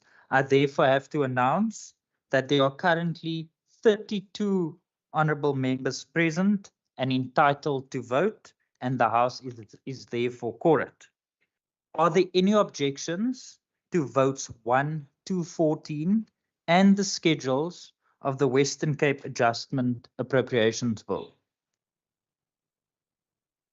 There is an objection, so I will now put the question to the House that those in favour of the votes 1 to 14 and schedules of the Western Cape Adjustment Appropriation Bills being adopted, please say yes. Those not in favour of votes 1 to 14 and the schedules of the Western Cape Adjustment Appropriation Bill being adopted, please say no. I think the ayes have it. Votes and schedules of the Western Cape Adjustment Appropriation Bill has therefore been adopted. Honourable members, the Secretary will read the 8th order of the day. Finalization of the Western Cape Adjustments Appropriation Bill, including the clauses and short title. Thank you very much. I recognise the Honourable Minister of Finance, Minister Wenger. Thank you, Mr. Speaker. The ANC National Government centrally imposed the wage bill and then only partly funded it, leaving us with a 1.1 billion rand shortfall in year, which is crowding out funding for service delivery. It is the ANC National Government that has slashed conditional grants in year. Yes. The Western Cape government did not do this. The national government did this. Yes. We are therefore forced to make tough choices with what is left and strategically protect basic services. And through this budget provide stability and sustainability. And we are fighting for the Western Cape and for the residents of this province through an intergovernmental dispute. Yes. Speaker, I therefore move that the Western Cape Adjustments Appropriation Bill B7 of 2023, the clauses and short title be finalised. Yeah.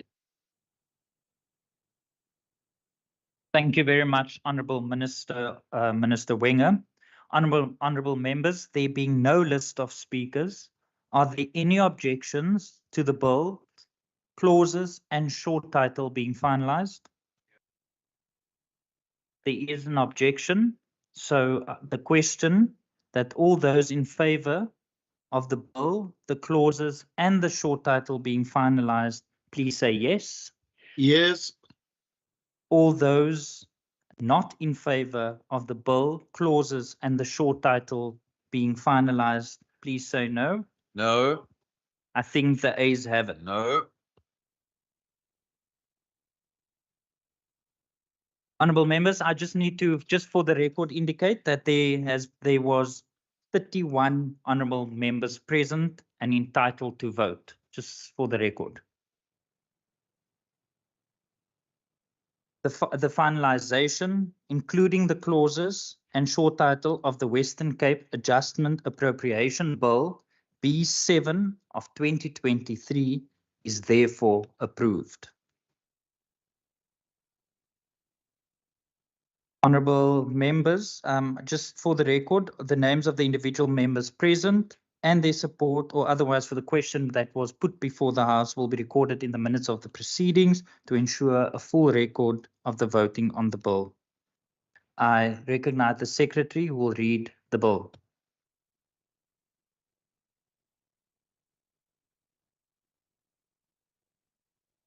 Western Cape Adjustment Appropriation Bill. The bill will now be sent to the Premier for assent. The Secretary will read the 9th order of the day.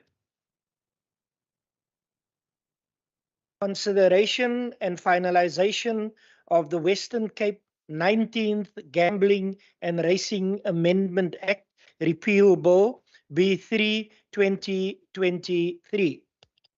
Thank you very much. I recognise the Minister. Minister Wenger. Thank you, Speaker. On the 20th of May 2021, the Western Cape 19th Gambling and Racing Amendment Bill was adopted by this provincial parliament. It was assented to by the Premier of the Western Cape on the 17th of June 2021 and became the Western Cape 19th Gambling and Racing Amendment Act of 2021. The Amendment Act, however, was not brought into operation. A pandemic of the scale of the COVID-19 was not foreseen. This pandemic had far-reaching consequences for and exposed the practical realities and challenges faced by the gambling and racing industries and the board. It has since become apparent that there is a need for a renewed consideration of the gambling and racing environment as a whole. This includes a renewed assessment of the economic landscape, taking into account lessons learned from the COVID-19 pandemic and insights gained from stakeholders in the gambling industry since the amendment bill was assented to. Gambling and racing are indeed dynamic environments, and it is important that provincial policy is updated in light of developments in these industries. If the Amendment Act were to be brought into operation, it would be outdated and incompatible with the developments in the gambling and racing industries, the lessons learned from the COVID-19 pandemic, and the policy review process. In these circumstances, it is prudent to repeal the Amendment Act. Thank you. Thank you very much, Honourable Minister. Honourable members, as there is no list of speakers, I will now afford political parties an opportunity to speak for a maximum of 3 minutes each. I recognise the ANC. Thank you, Somlom. Whilst the ANC remains in support of the financial sustainability of the gambling board, also further recognize the revenue derived from gambling when undertaken responsibly with appropriate regulated environment, always shouldering the risk of potential mishaps from this activity to the social fabric and vulnerable households. The legislation we are appealing went through a rigorous process of public participation, where even legal opinions from our very competent legal services of WCPP and from the department against what was litigation threats on the constitutionality of the aspects of that legislative process, in particular on the right to equality versus the rationality of differentiation on the fee structure towards the totalizators, the LPMs and casinos and bookmakers. It is interesting that this bill had to be brought back for repeal within no time. As Minister says, that it was assented to by the Premier in 2021, long after the COVID 2019. And when it was brought back for repeal under very dodgy circumstances, and when we asked for the information about why and what are the basis of this repeal, we were told of structural problems, which were already known with also the studies that were done around the gambling environment. Clearly, this provincial government did not adhere to the legal opinions given by competent legal experts employed in this WCPP, and after ignoring such, had to embroil and spend taxpayers' monies of legal fees to defend themselves in a litigation which they tried to hide as a basis of this repeal, even the potential liability that stays to accrue from this. We had to mine that information with questions through the committee coordinator and the committee itself to be told some of the information, even at this point, were told cannot be provided, is confidential, from the senior counsel to understand the discussions that would have led to where we are. This is actually not new, as we're sitting here a few weeks ago, where the Provincial's Powers Bill was then imposed upon us, with the member Bosman actually making a statement that we must not always have faith in legal opinions. So it goes to show how this reckless government act, as constitutional delinquents, will go to length to try to get their way. And the ANC does not support this repeal. I thank you. Thank you very much, Honourable Nkondlo. I recognize the EFF for the record. Order members. I recognize Good. No declaration, Your Honour. Thank you very much. I recognize the ACDP. No declaration, Speaker. Thank you very much. I recognize the Freedom Front Plus. I recognize Al Jamaa. I recognize the Democratic Alliance. Speaker, the Standing Committee on Finance, Economic Opportunities and Tourism has thoroughly considered the Western Cape 19th Gambling and Racing Amendment Act repeal bill. The committee advertised a call for submissions on the bill in the Cape Argus, Die Burger and Vukani, as well as online on News 24 and Netwerk 24, as well as the Business Day. The call for comment was also released for radio advertising and was advertised on social media for public knowledge. This included paid social media. Additional letters of invitation were sent to municipalities in the Western Cape, as well as business chambers. The PMG then advertised the bill on its call for comment, and the Western Cape Provincial Parliament's Public Education and Outreach Unit utilized its network of community development workers to request submissions and attendance on the public hearings.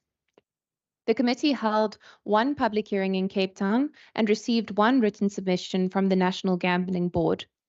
No comments opposing the bill were received throughout this extensive public participation process. The committee had robust and open deliberations on the bill and had considered the public inputs as well as inputs from Provincial Treasury and the gambling industry.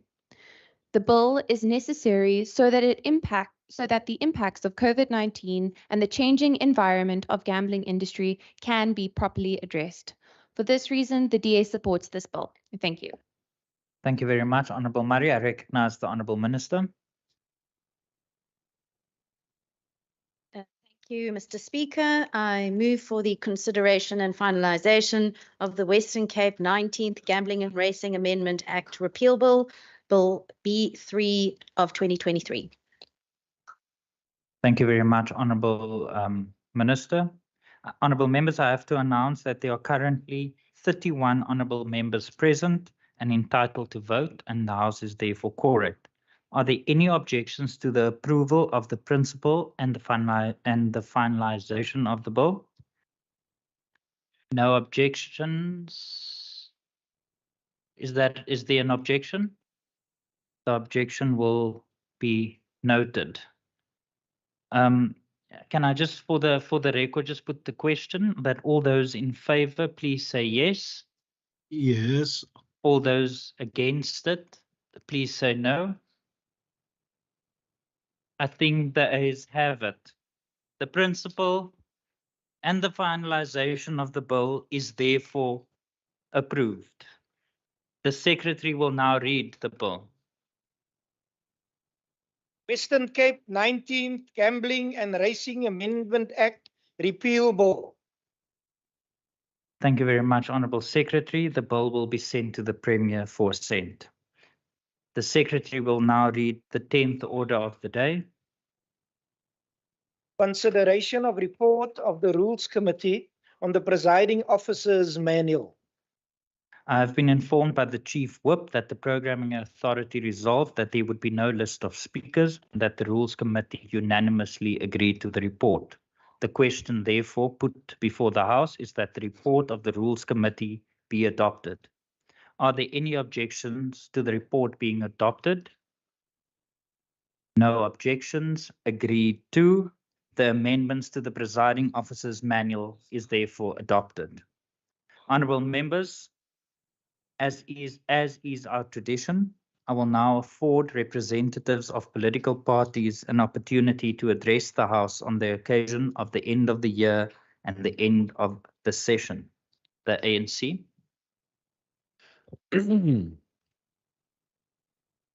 Honourable Speaker, as we wind down the year and prepare to take a break, I'm reminded that the alphabet itself, the A to Z, provides a way of including most, if not all of us. A is for all of you, honourable members who battle in the House, sometimes making our Speaker rattle. B is for best, the support staff and administration who often work without rest. C stands for our caucus staff who go the extra mile to make their members smile. D is for the din we often make in this House while we interject, call points of order, heckle and howl.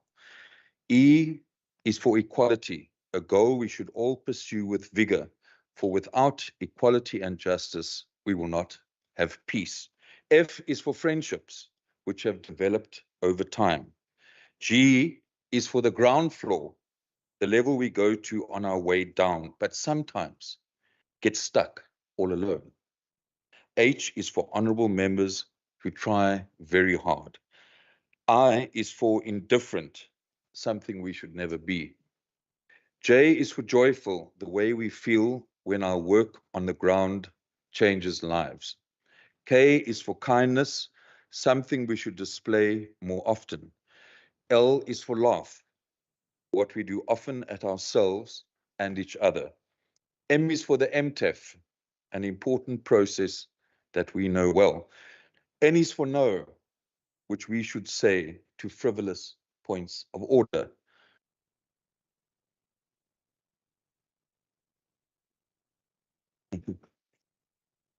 Okay, and then we come to O. O is for our province and our country, to which we remain loyal and true. P is for people, whom we should always put first. Q stands for questions, of which we ask many. R stands for rugby in 2023, when we celebrated a famous third World Cup victory. S is for silence that often eludes this noisy house. T is for time, which governs our lives, and U is for all of you, colleagues and comrades, that we are to each other and will always be. V is for vast, which is our province, from Van Reinsdorp to Bito to Murraysburg and back. W is for words, which we should carefully choose. X is what the voters will make in 2024.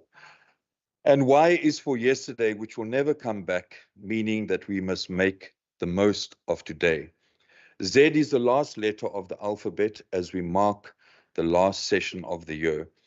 I thank you, members and speakers, and may God bless and protect you and your families and the people of our province over the festive season and all those who visit us. Rus lekker, moenie te veel syp nie.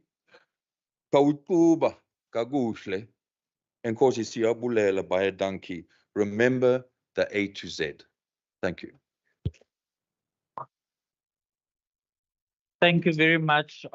Thank you very much, Honourable Dagmore. I recognize the EFF.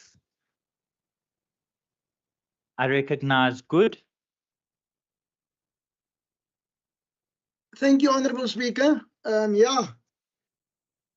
What a great year, learning curve and all the inputs from people.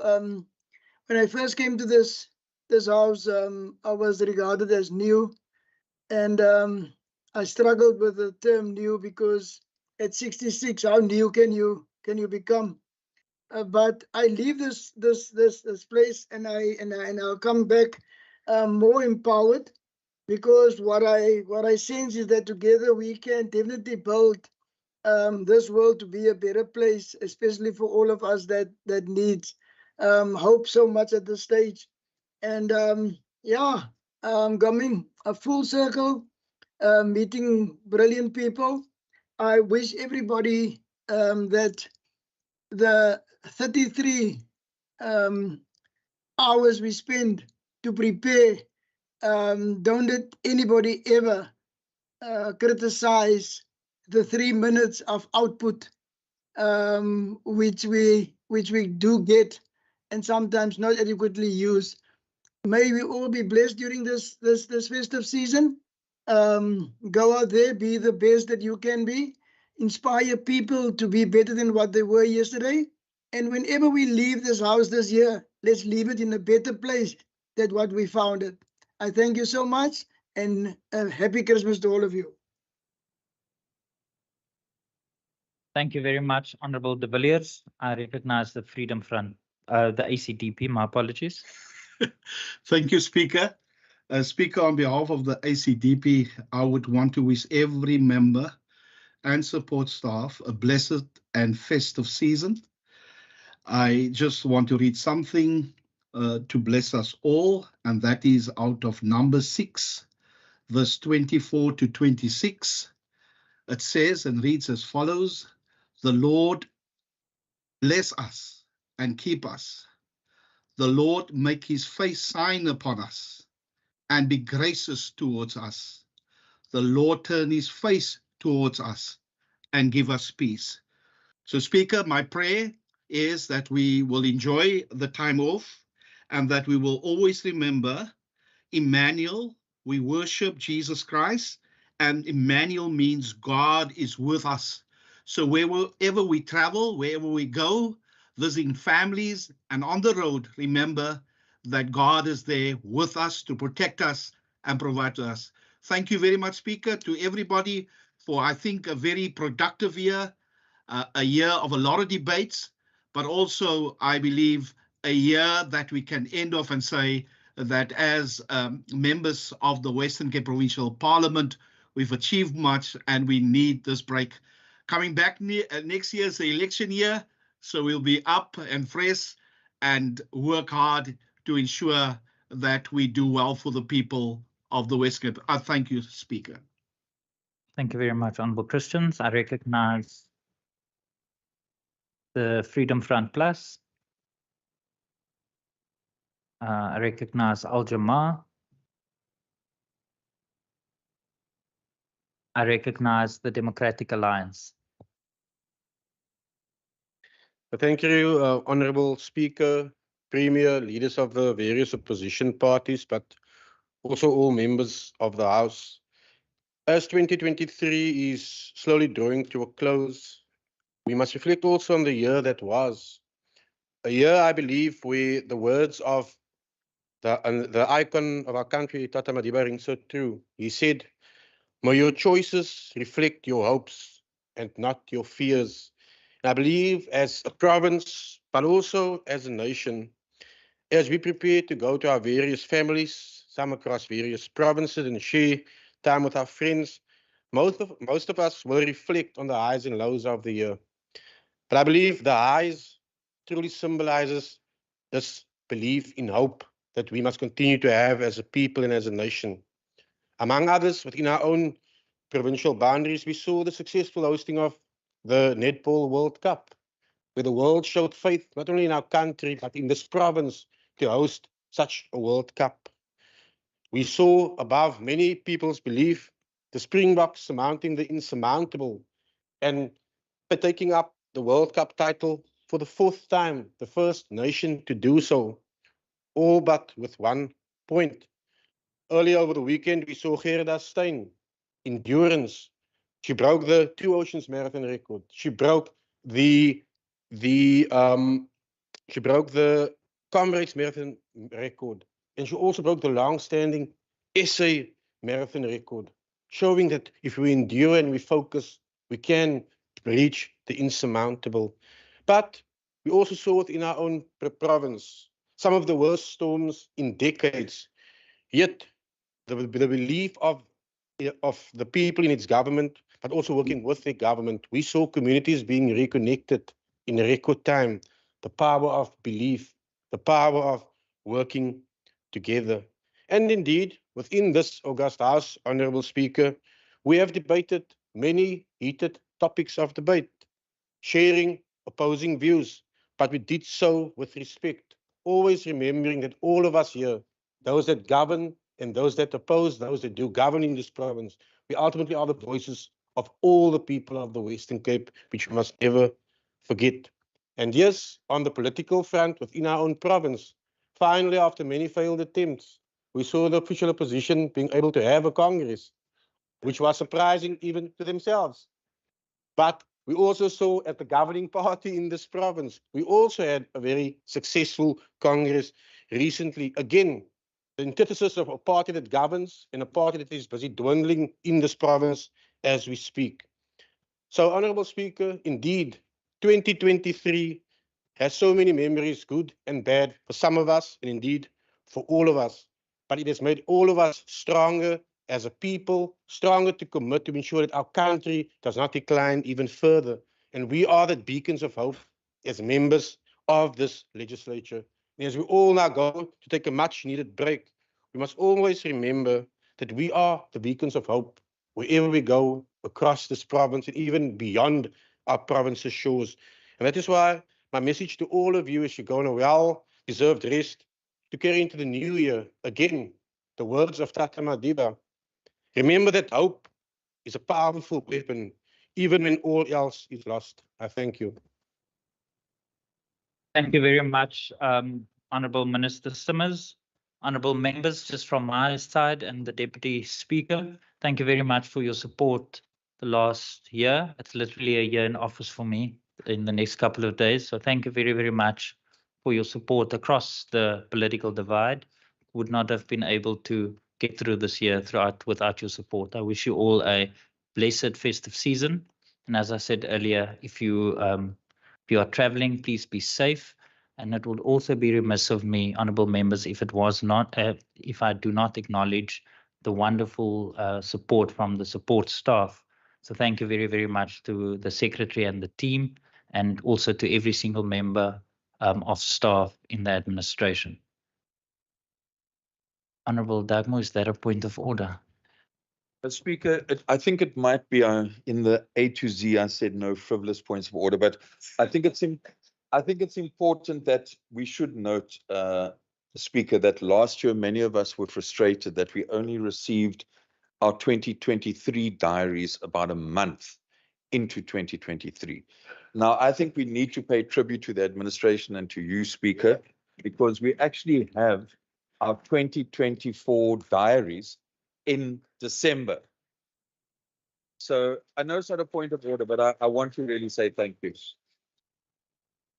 Viva 2024, Viva. Thank you very much, honourable members. And for the last time for 2023, that concludes the business for the day. The secretary will now end the meeting and all members will be exited from the sitting. The House is adjourned.